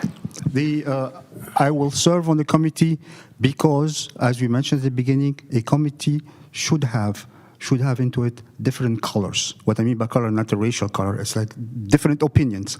So if I dissent, I dissent. So it is my right, if I am on the committee, to continue being on committee. If the 6 of them are sitting, they have to behave politely the same way I behave. They have behaved within the order the same way I do. Discuss, we don't agree, we vote, they win, big deal. The same thing with the rules. However, there are rules that are wrong, plain wrong. It doesn't matter if they stand up and say it is right. Rule is wrong, it has to go. So I wasn't bargaining, but I was willing to drop. Thank you. Mohammed, Yes. I know this has gone on for quite a while. I'd like to proceed with the due process and try to go through things. I do ask members, let's not revisit things that have already been said. Let's try to move forward and get to conclude this so that we can move on to some of the other matters before the board tonight. And, if we could proceed. Yes, thank you, Mr. Chair. I just want to confirm that the board has the following policies, and that both parties have the following policies. Have you distributed that? Do we have policies? Could I make one more comment? Just hold Okay. on, and Thank you. you'll have an opportunity.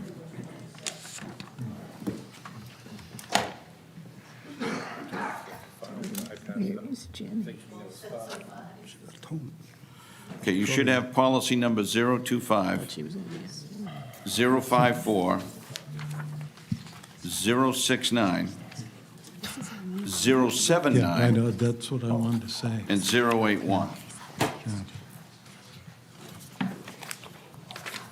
One more time, 025, 054, 069, 079, and 081. Does every board member have those? Yes, sir. Thank you. Okay, so those should be marked starting with Exhibit 16. So you'll have 16, 17, 18, 19, and 20 in the order of 025 up to 081.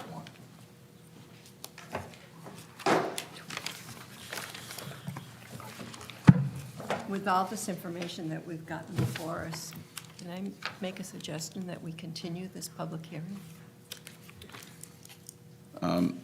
The only thing that I would suggest, if I could, is whether or not the Select Board itself has any other questions for either party.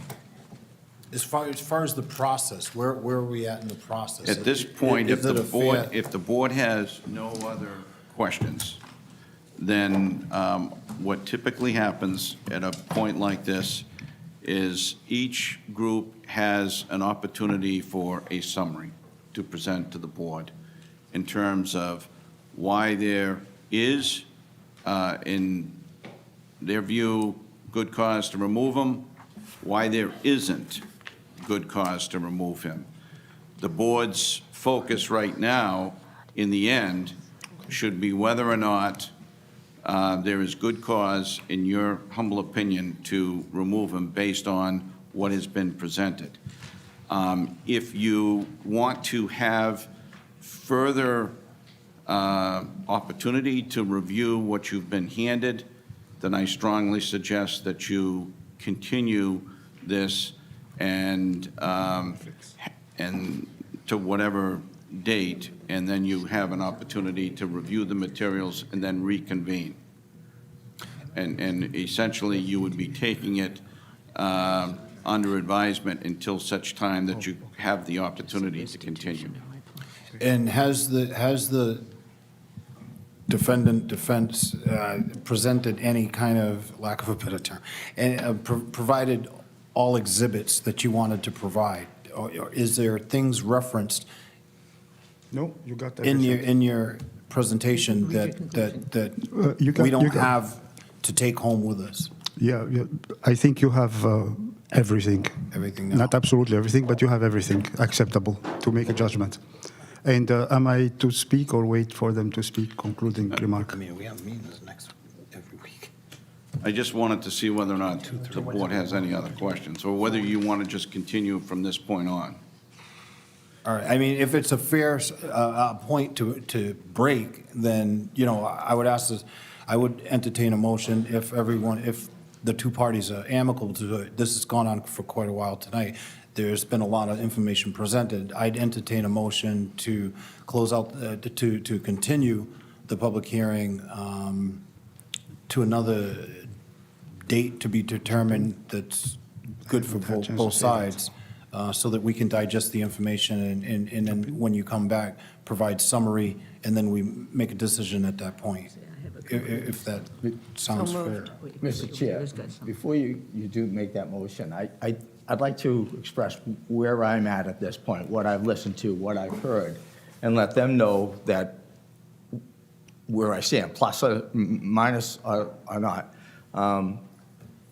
But it will give them help even if we postpone to another time. I want to be aware where I stand after listening to this. I don't know if it's good to make a decision before you hear. Not making a decision. I'm Closing trying to- summaries. But, I mean, if you could frame it as actual questions for clarity, if you need additional information, present to them where you need clarity or information. I don't want to have you, I don't need give any clarity. kind. I want them to be aware of where I'm at. If they're trying to persuade me, I'm not being persuaded. I'm taking everything that's been said, and I've come to what I think is happening here. I'm not happy with any of it. I think it's gone way beyond what it should have gone. And that's part of what my reasoning is. And if you don't think that's proper, that's fine, but I don't know if you have the right to tell me what I can and can't say as the chairman. I just feel as though it may be premature before you hear both sides' summaries and things I of think that we've nature. heard everything that they want to say, unless we have more questions. And I don't have questions, but this is where I stand. And if someone wants to move that forward, if you think it's going to take too long, that's fine. We can address it the next day. But they can have my information from what I've listened to and how I feel at this stage of the game. And that's it's very simple. In a couple of minutes, I can tell them exactly what it is. I'm straight to the point, and that's where I am. You have a problem with that, or should I move forward? The only thing that I would suggest, and I'm just here as a suggester, is if the board has any questions, That's what I'm trying to shake out. then I would try to solicit those so that those can be asked and answered.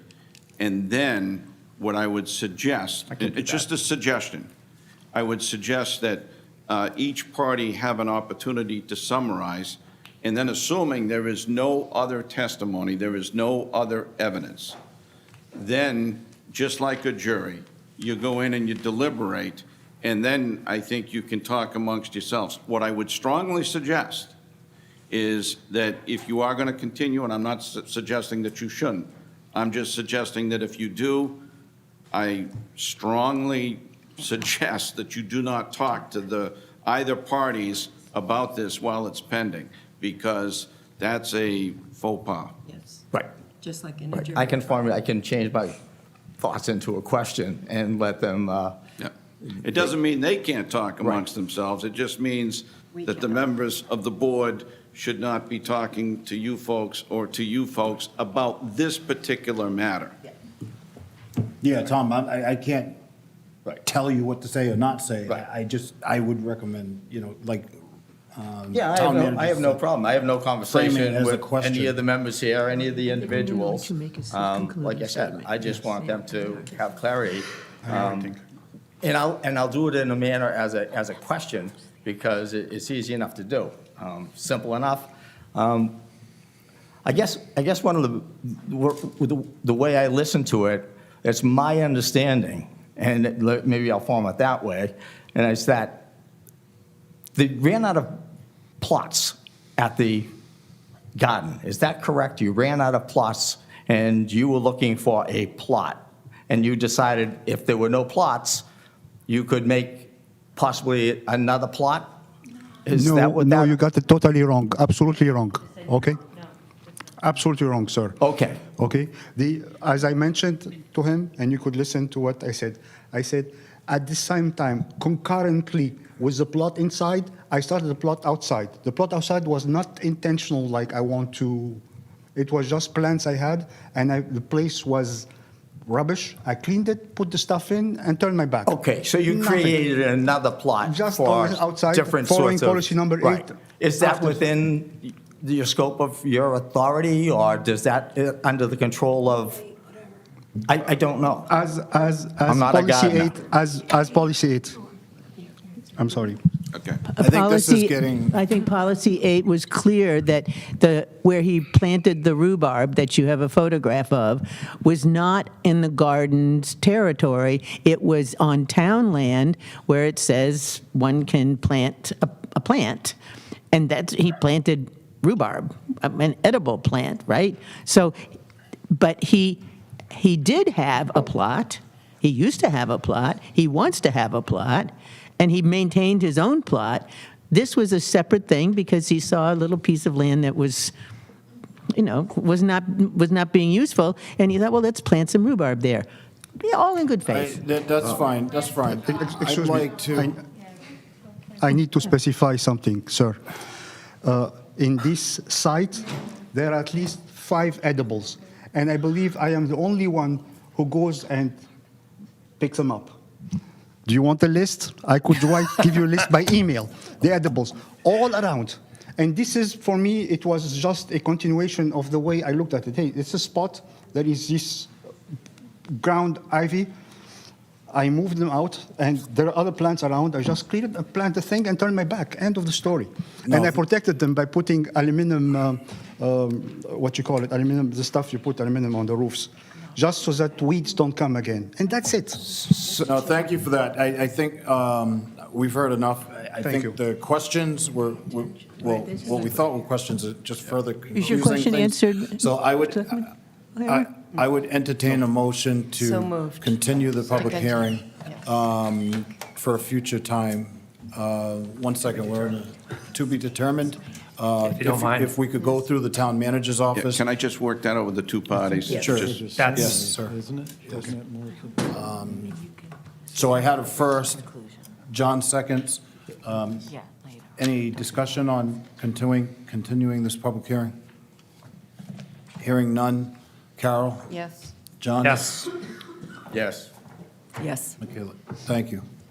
I'm a yes as well. That motion's unanimous to continue this public hearing. Thank you all for your I'll be in patience, touch. and Thank you. we will get through this. You'll have an opportunity. At the next meeting. Yes. Next meeting. Yes. Thanks. Through this. Yeah, it's been continued. To an off. Thank you very much for. Oh, you can leave it on because we have other business.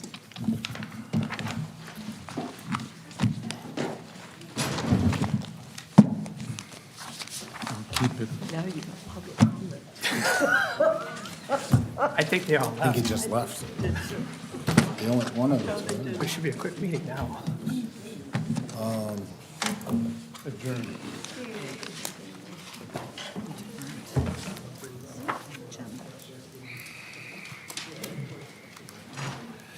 So next, we're going to go on to public comment. As soon as folks get settled, and I'll wait until folks are... Oh, and approval of minutes. Oh, yeah, that's it. My name off that, I don't need to comment. Thank you. Yep, just 1 minute to get organized. This is 7:09. I think that's yours. You want Jeff on I have a to the minutes? copy. Do the minutes and then. So first off, I'm going to accept a motion to approve Monday, February 13th, 2023, regular session minutes. These were the minutes tabled from the 2/27/23 meeting. Did you get proper That was Michaela's question. Michaela's question answered? Michaela, did your... Questions Answered. and concerns with regards to the Yes. February 13th meeting minutes? So those get can be resolved? approved? Yes, they were clarified. I appreciate it. Okay. So moved. Second. Hearing a first and second, any discussion on the minutes? Hearing none. Michaela? Yes. Tom? Yes. John? Yes. Carol? Yes. I'm a yes as well. Those minutes are approved unanimously. I'd accept a motion to approve Monday, February 27th, 2023, regular session meeting minutes also. So moved. Second. Hearing a first and second, any discussion? Hearing none. Carol? Yes. John? Yes. Yes. Yes. Michaela? I'm a yes as well.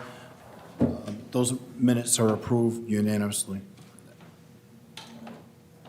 Next, we'll go to public comment. Ken Dabrowski.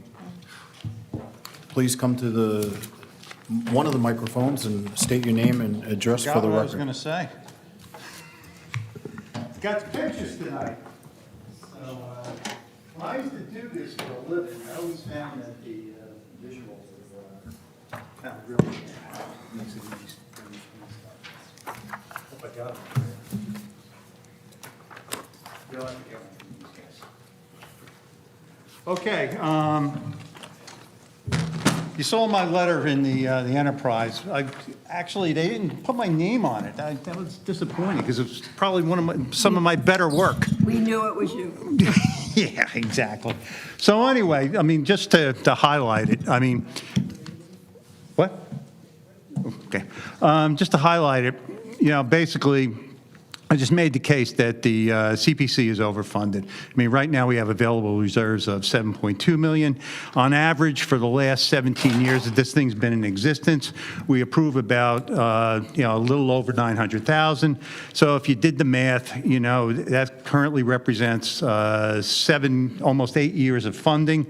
And if you look at the peaks, it's 2.9 years of funding. And again, relative to the other 138 towns that's in the, hey, Wayne, can I borrow your thing there? I gave it, well, my mouth, I can't talk to them. So if the other 138, you know, the average is 2.5 million. So our 7.2 is, you know, like 3 times that. So anyway, what you got in front of you, these guys here, I ran the revenue against the projects, okay? And so you can see that, you know, most years we have more revenue than projects, right? I mean, you can see that we kicked it like, I think, 4 years, 1, 2, 3, and there's a couple of years that got close. So again, so you see that we're consistently funding it more. And it's more impactful if you go to this guy here, right? The cumulative, and you can see, I mean, is that, you know, so you're running it out over time. And the gap between the 2 bars keeps getting bigger. So at the 2%, you're making it worse, okay? And that's also reinforced by the cash balances here. This guy here, Okay, what this is an investment in cash. I don't know what the hell happened in 215. These are right off the financial statements, by the way. It went all to cash and then it popped back into investments. The financial statements are kind of funny because the CPC law, you have to segregate it, but we seem to, we got to figure this out. I mean, we had the land bank before the CPC. 30 and seconds, Mr. Yeah. Dabrowski. Oh, after sitting through all that, you're going to hold me to 33 minutes? I understand. You're kidding me, right? So, Friendly reminder. so anyway, but anyway, looking at this thing, right? You look at the last couple years. I mean, it's continuing to grow. I mean, that shouldn't be surprising from the chart before. My whole point here is that any way you look at this thing's overfunded. Now, if you knock it down to the 1%, and when I wrote the thing, I didn't read the law. You can't go to 0.5%. Because you got the floor is 1, and you don't want to kill the program because it's free money from the state, so you want to stay engaged. But even if you did the 1, you'd basically level it out. You wouldn't eat into the 7.2. You kind of keep the 7.2 because that'd give you $1 million a year because you got 500 from us, roughly about 500 for the state, and that's kind of what you've been approving for the last 17 years. I mean, this is a no-brainer. So again, you know, in a year where you are, you know, piling on, I guess, it's another 12 for the wastewater. You know, there's 8 on the warrant, and that's additional 45. By the way, do you guys know how much debt we have now? It's 22. Okay, so we're really ratcheting this thing up. So, you know, in a year where you're doing that, you know, it seems like a no-brainer to redirect this. So Thank you. that's kind of it. Oh, one other thing. Because of the way you guys have this thing structured where I can't comment at the end, the debt thing, we're funding capital improvements with debt, and I didn't really have a chance to look at the whole thing, but the inventory thing, you got to be careful when you're funding these assets. You don't want to fund like trucks and stuff for 30 years when the truck's only going to last like 5 or 7. You don't want to get yourself to the point where you're paying off the first asset when you're already looking to replacement. I mean, you get that idea? Good point. Yep. Okay. No, thank you, Mr. Dabrowski. All right. See you guys. Take care. I have changed my mind. We had Lynn Barbie on. Greg, if you want to speak, come forward. Oh, after Lynn. Thank you.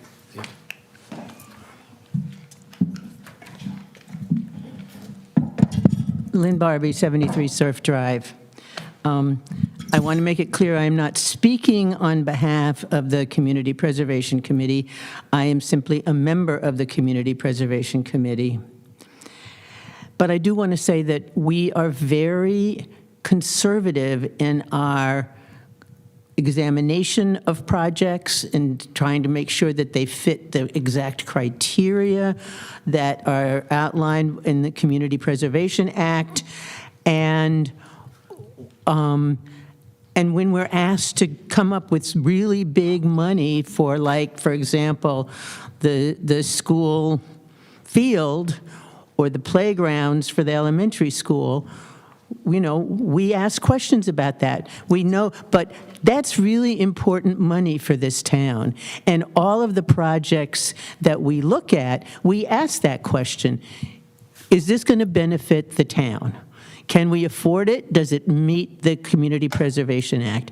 And I understand Mr. Dabrowski thinks that we can do with less, but I would just say, let's not just talk about projects. We're talking about essential things like improving access to the waterways, like the high school field, things that are big budget items, but the town, everybody in the town can benefit from those. So I think it's really important that we protect the community preservation funding that we have, and if people have issues with projects that come up, please come and talk to us when we're having our meetings and reviewing them. Thank you. Thank you. Greg McKelvey.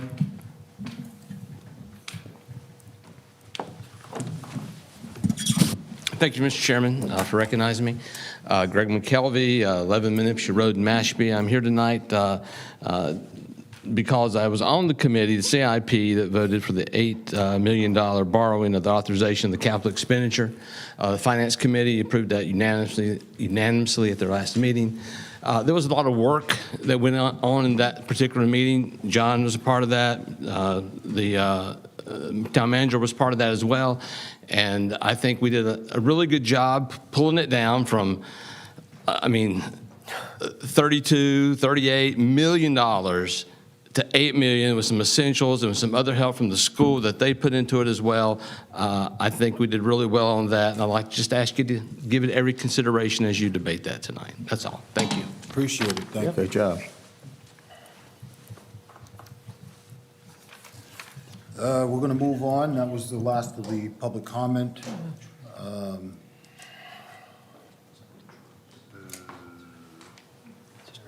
Discussion and approval of the following. First up, we have the Recreation Department annual events, annual Easter egg hunt, Saturday, April 1st, 2023. I'd accept a motion to approve the annual Easter egg Second. hunt. Can we approve All all of of them? them, right? I think we can do all of 'Cause them. it's They're only all a- recreation. These It's are like all annual annual Right. events that Right. come before us regularly. I don't think Yeah. any of them No. are new They're in the same. nature. Right. So I accept a motion to approve all as presented So in moved. tonight's agenda. Just reading them for the TV audience. Okay. So the ones that we have on tonight's agenda are the annual Easter egg hunt, Saturday, April 1st, 2023, from 10 a.m. to 12 p.m. Mashpee Community Park Annual Fishing Derby, Saturday, June 3rd, 2023, 9 to 11:30 a.m. Johns Pond Memorial Day Ceremony, Monday, May 29th, 2023, 10 to 11:30 a.m. Mashpee Community Park Gazebo, and annual Super Swim, Saturday, June 10th, 2023, 9 a.m. to 12 p.m. Johns Pond Mashpee Fireworks Display and Community Picnic, Friday, June 23rd, 2023, 5 to 9:30 p.m. Mashpee High School Athletic Field Oktoberfest, Saturday, September 30th, 2023, 10 a.m. to 4 p.m. Mashpee Commons Green Veterans Day Ceremony, Saturday, November 11th, 2023, 10 to 11:30. Mashpee Community Park Gazebo Holiday Tree Lighting, Saturday, December 2nd, 2023, 5:30 to 6:30 p.m. Mashpee Community Park Gazebo. So moved. Annual Love and Life 5K special event, Saturday, May 6th, 2023, 11:30 a.m. Life Inc. Annual Cape Cod Makers Fair temporary sign permit.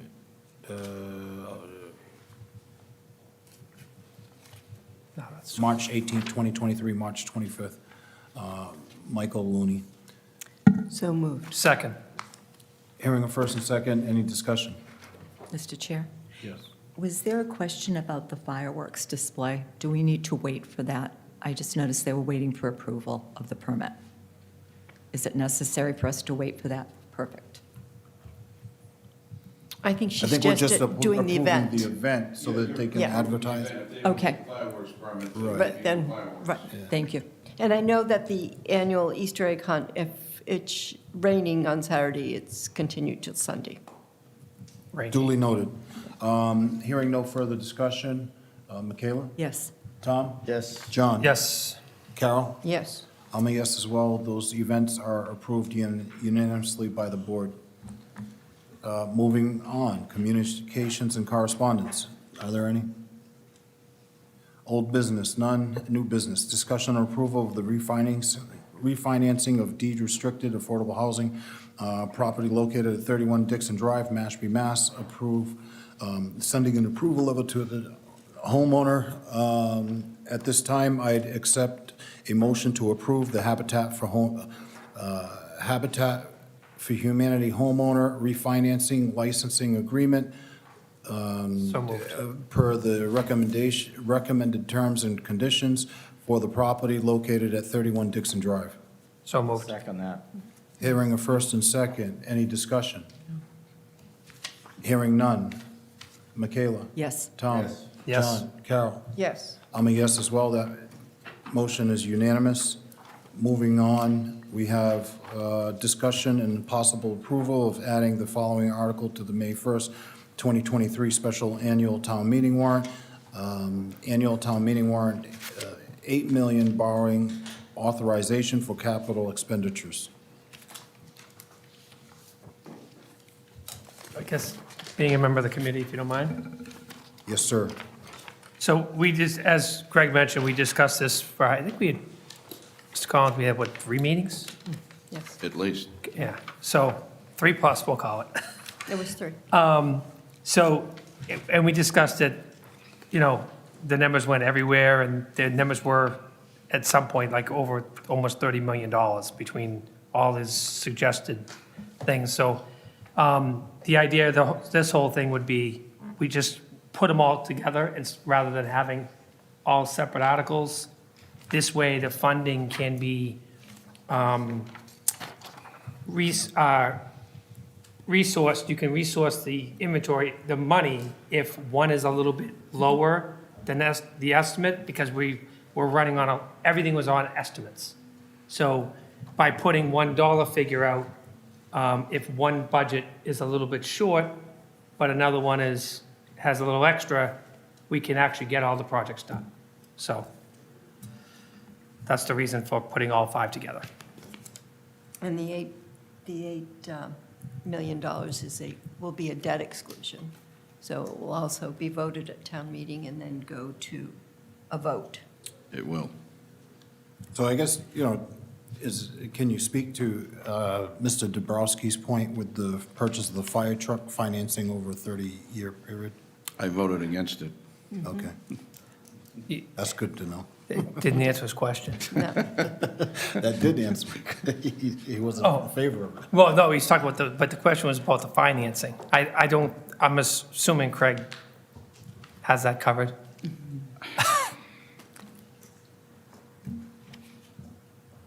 All I can say is the majority were in favor. Yes. But we're financing it correctly when we do. It's just that We- the we- lump sum. We can finance it this way, but I think it's a question of whether or not this is going to establish a practice of doing it this way.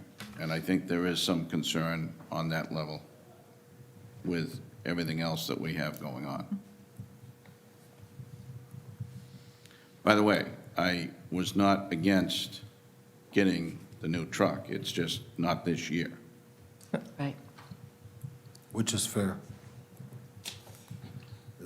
But there was reasoning also Absolutely. for putting it on because they don't feel that the truck would last. Another year? Right. Well, because they buy it now, it could be 2 years It's to 2 3 years before we get see it, the truck. before it's even So delivered. if you're having potential issues now, we're not even if we buy this now, we don't pay for it until we get it, Till we get it.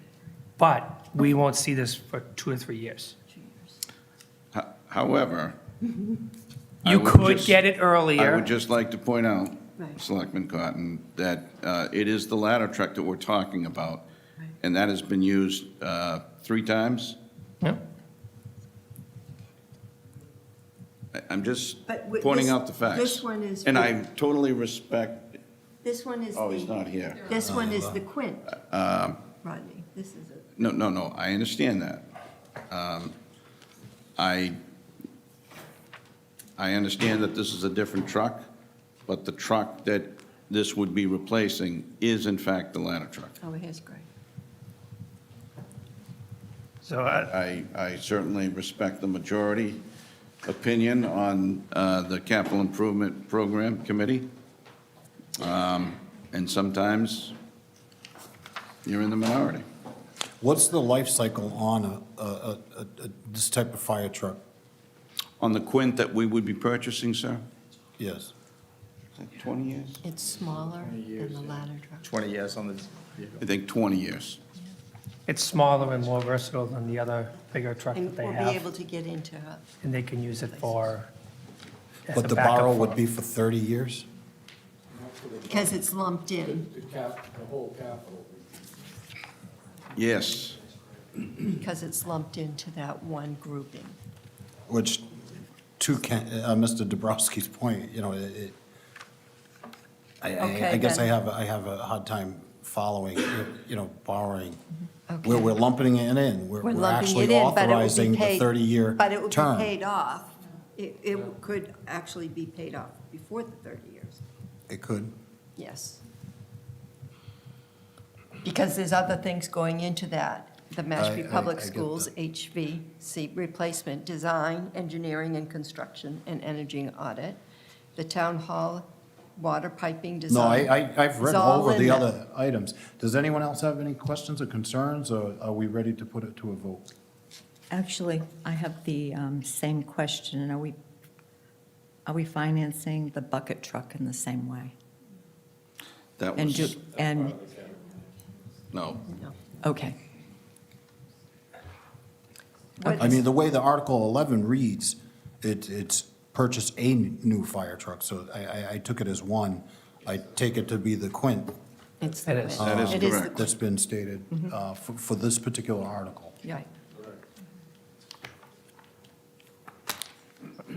So do we have any other further concerns with Article 11 as presented, which encompass the, you know, 8 million, the fire truck, the public school HVAC, town hall HVAC, police department HVAC, and DPW roof?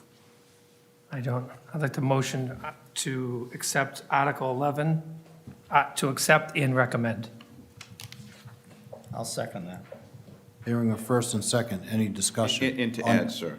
And to add to the, Add, and okay, To add add, accept, and Article recommend. 11 as presented.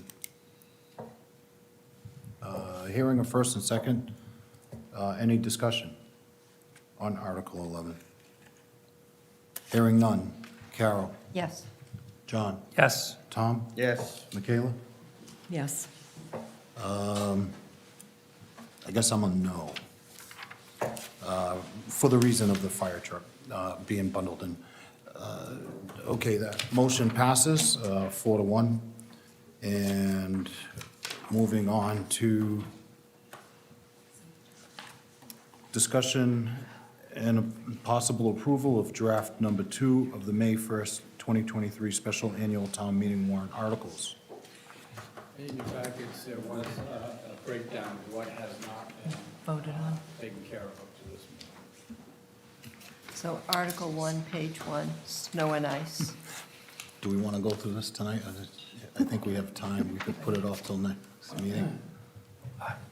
Hey, you're the Right. chair. That's why we brought, Most of these don't have the figures as yet. anyway. Oh, then, I accept the motion. We've What do got you- the what do you have? snow and ice. Where is it? We don't have, no, we do not have the number. We never we have have snow some, and but we ice have, until. we could, we've if got we this have all the one. numbers, Yeah. we could buzz right through it in 10 Yeah. seconds. All of these now have numbers, and they hadn't voted on them yet. We haven't voted on these, right? There's some that have numbers that, They all now have numbers. right, we're just saying, like the snow and ice, we don't have a number, No. a price. No. So I we're think not going to vote on it. Yeah, Yeah. and I would say, don't vote on it only Right. because I don't know what it's gonna do Okay. Tuesday, Wednesday. I mean, they're predicting rain, but Subject to change. what I do need you to vote on, though, is for the snow and ice. Which, That's under additional topics that have to add it. Yeah, under additional topics, sir, we would seek this. So we're going to, I'd accept a motion to On the snow and ice. lay on the table the approval of the additional articles until our next meeting. Oh, okay. Why don't we run through just a few of them? Just to get it started. There's 1, 2, 3, 4, 5, 6, 7, 8, 9, 10 articles that we have to do. But did they all have the numbers? No, we do. You have some. Yeah, we have some. Yeah. I hear some, and Terry shaking her head yes on all of them. have numbers except for Article 1 They all have, yeah, and the contractor. okay. So Article 2, As, Article 2, to see if the town will vote to appropriate and transfer the sum of $1,964,629 dollars from revenue available for appropriation to be deposited into capital stabilization fund, or take any other action relating thereto. Make a motion to Approve and recommend. approve and recommend. Second. Hearing a first and second, any further discussion on Article 2? Hearing none. Carol? Yes. John? Yes. Yes. Tom? Michaela? Yes. I'm a yes as well. That motion's unanimous. Article 4, on. page 2. To page 4, 2. Article 4. Article 4, page 2. To see if the town will vote to appropriate and transfer the Community Preservation Fund budget for appropriation reserve in accordance with the provisions of Mass General Law, Chapter 44B, subsection 5, the sum of $378,080 for the purpose of funding the Quashnet Playground, School Playground Improvement Project, Phase 2, at the site located at 150 Old Barnstable Road, Mashpee, identified on Assessor's Map 67, Parcel 2, including necessary costs and expenses related thereto as recommended by the Community Preservation Committee, or take any other action relating thereto submitted by the Community Preservation Committee. I'd accept a motion to approve. And Or recommend. take any, or move to approve and recommend. So moved. Second. Hearing a first and second, any further discussion? Michaela? At our last meeting, I had questions about this, and I thought we were going to get some clarity with regard to, with regard to how much we were doing. I have a further question tonight, and this is probably a simple answer, but I noticed that the CIP also contained resurfacing of the pickleball courts. Are we doing, how many pickleball courts are we doing? Well, Well, they're resurfacing, it's the 8 That's courts they were just just resurfacing. Those are resurfacing. resurfacing. It's and all resurfacing. in the Regarding the, CIP, or this? CPC, right? Or no, CI, No, this is in two places, is what I'm asking. So I went, you go back and you look at the capital improvement, there's, I think 42,000, but I could be wrong. We can look. I think it is that For number. pickleball courts. So I'm just curious How is as it to in why two we're places? doing it here as well. Yes. it's in CIP and in recreation. I'm going to have to get clarity it's on her that. revolving. It's Mary's revolving. Michaela, part of the reset, part of the playground is renovating part of the Quashnet tennis court into pickleball courts, so that's that one. Yeah. And the other one was resurfacing in CIP. Oh, that's why. Okay, thank you. Did we want, On the playground, I know that there were pictures and that there was a response. I don't know if it was distributed. No. So I saw it. Could you just describe it? Yeah. Okay, so we'll hold. do you want to four. hold on Yeah, this why don't you hold that? until we get further clarity? So there was actually, Just clarity. just for a point, Right. Right. so, the thing, David, we had a first and a second. We had a first and a second, So so let's just say I no. would, Do we have a first? Then we can motion to hold. Just say no. Because we're So holding. we had a first and a second, so we just have by to, We denying. vote no. you Discussion. just have to call the vote, we're gonna say To hold. no No. to passing it. We're going to say hold. And then we're right? gonna put it on hold. Okay. All You know what right. I mean? Yep. Just only because, Having no further discussion, Michaela? this No. is a vote to approve and recommend, which is, No, and then we're going to move to hold. Thank you. No. Tom? No. no. John? No. Carol? I'm a no as well. I'd accept a motion to hold Article moved. 4 for further clarity. Second? Having a first and second, any discussion? Carol? Yes. John? Yes. Tom? Yes. Michaela? Yes. I'm a yes as well. Motion to hold Article 4. Okay. Article Next, we have annual town meeting warrant, Article 3, page 12 through 13. CIP.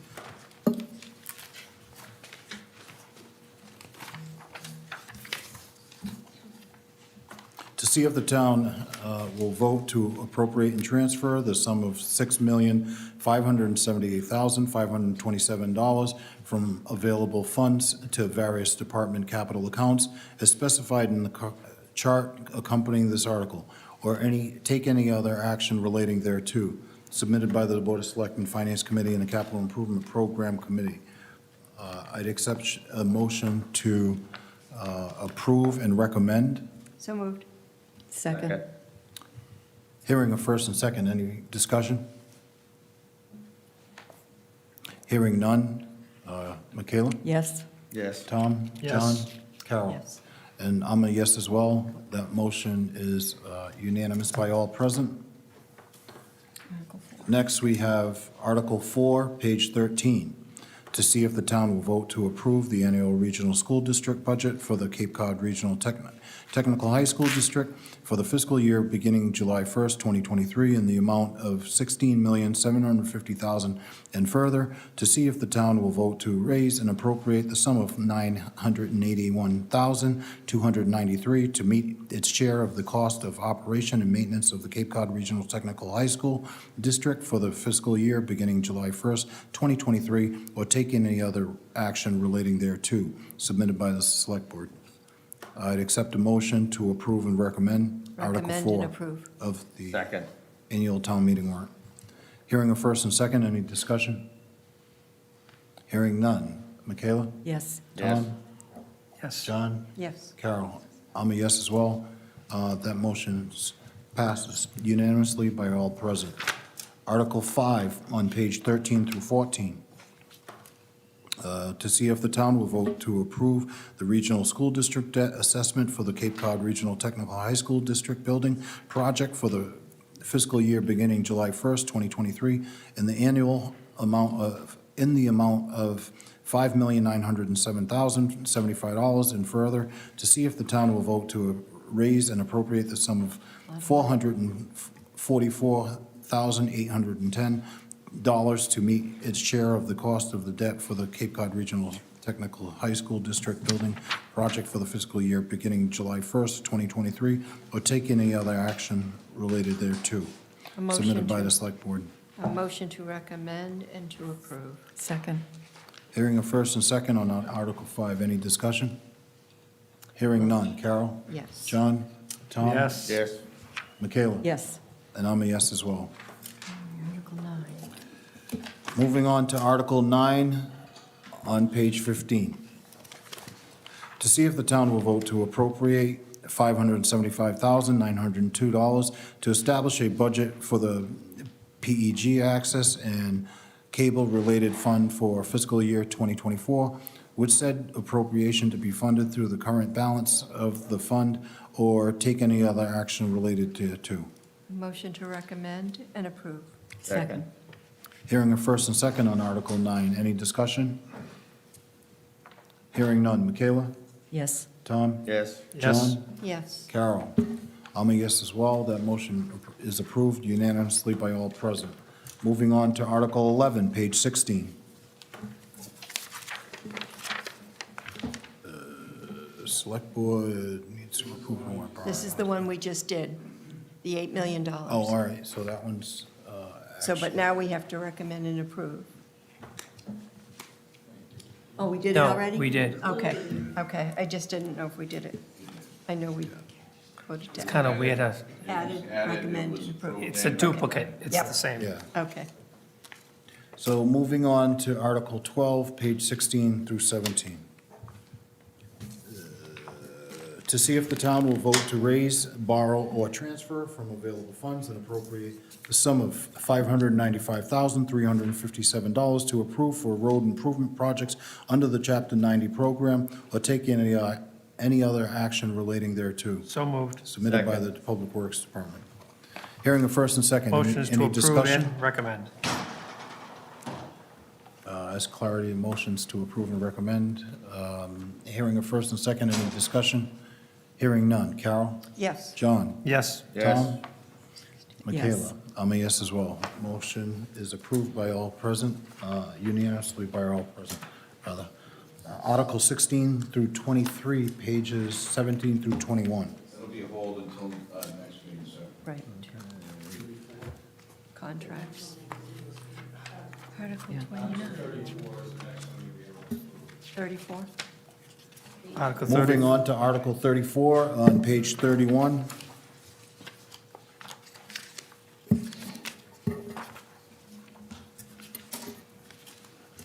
To see if the town will vote to appropriate and transfer the sum of $507,250 from the ambulance reserve receipts account with said funds to be distributed as follows: $500,000 to the fire department overtime salary account and $7,250 to the Medicare expense account, or take any other action relating thereto. A motion to recommend and approve. Second. Hearing a first and second, any discussion? Hearing none. Carol? Yes. John? Yes. Yes. Tom? Yes. And Michaela? Yes. I'm a yes as well. That's approved unanimously by all present. So the rest we're going to hold till the next meeting.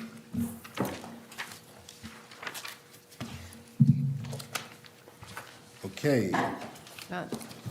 Additional topics. I think, was that the only one, Mr. Manager? This is the only one, sir.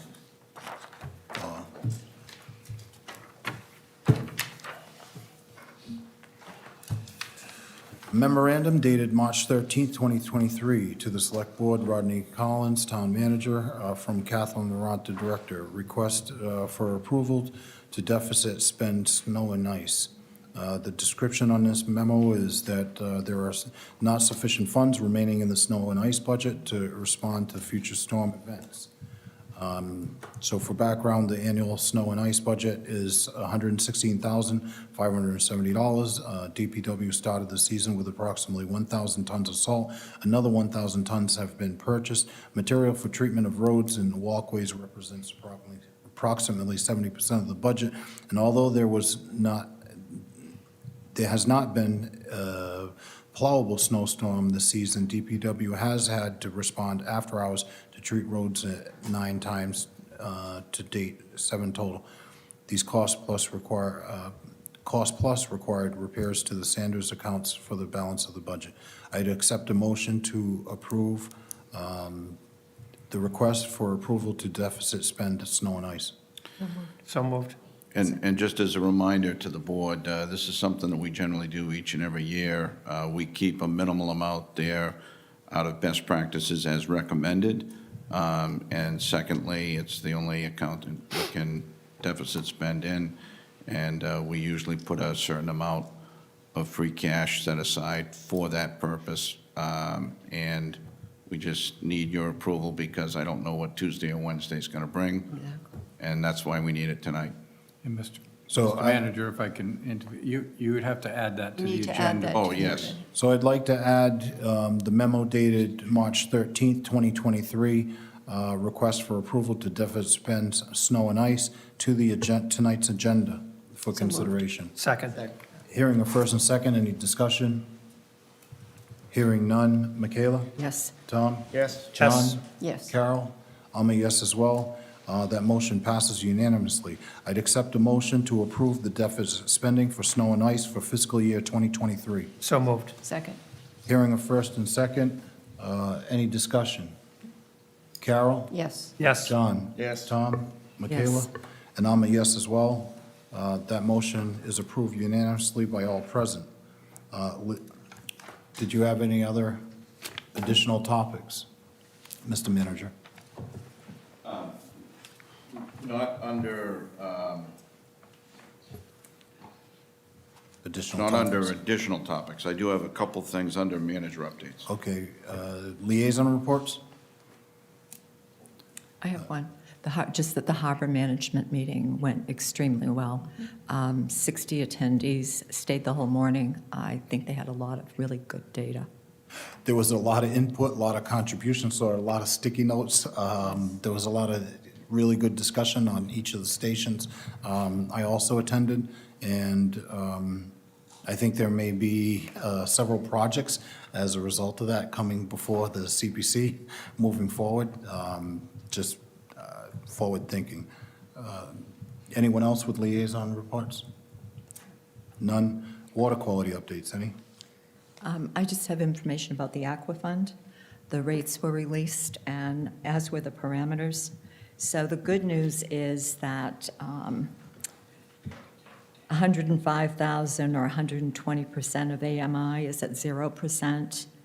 180% of AMI is at 2%, and anything above is at 4%.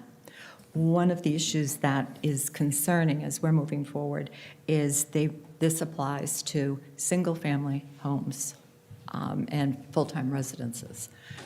But as we're thinking about, I know I asked last time, as we were looking at money that was coming in, going through the health department, if we could tier that, or if we could ask the county about considering condominiums. So, but it has, the information's out there, the parameters are there, we know how they're tiering, so that's good news, and we can move forward. Thank you. Anything else under water quality? None? Town manager updates. The Leclerc Village groundbreaking is scheduled for the week of May 22nd and May 29th, and I think the question was whether or not, which week is best for the board, if you're interested in attending. I'm open. Whenever. Yeah, I'm fine. If everybody would chime in and kind of send, if you have any objections, if you're not going to be in town or anything, just send directly to town manager's office. Because I know for me, without looking at a calendar, I have no idea. I know the feeling. Also, we have attempted, speaking of meetings, we have attempted to schedule a joint meeting with the Select Board and the Board of Health. Right now, the only day that is open on a Monday until May 8th is April 10th, and I don't know if that works for everybody.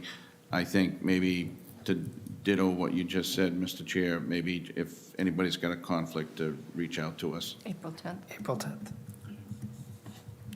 So basically, it would either be April 10th, or we're going to have to postpone it into May. And that was the joint meeting for which one? That is the Select Board and the Board of Health. Board of Health. We did reach out to members to find out if any other day prior to May 8th works. I know that there are some conflicts.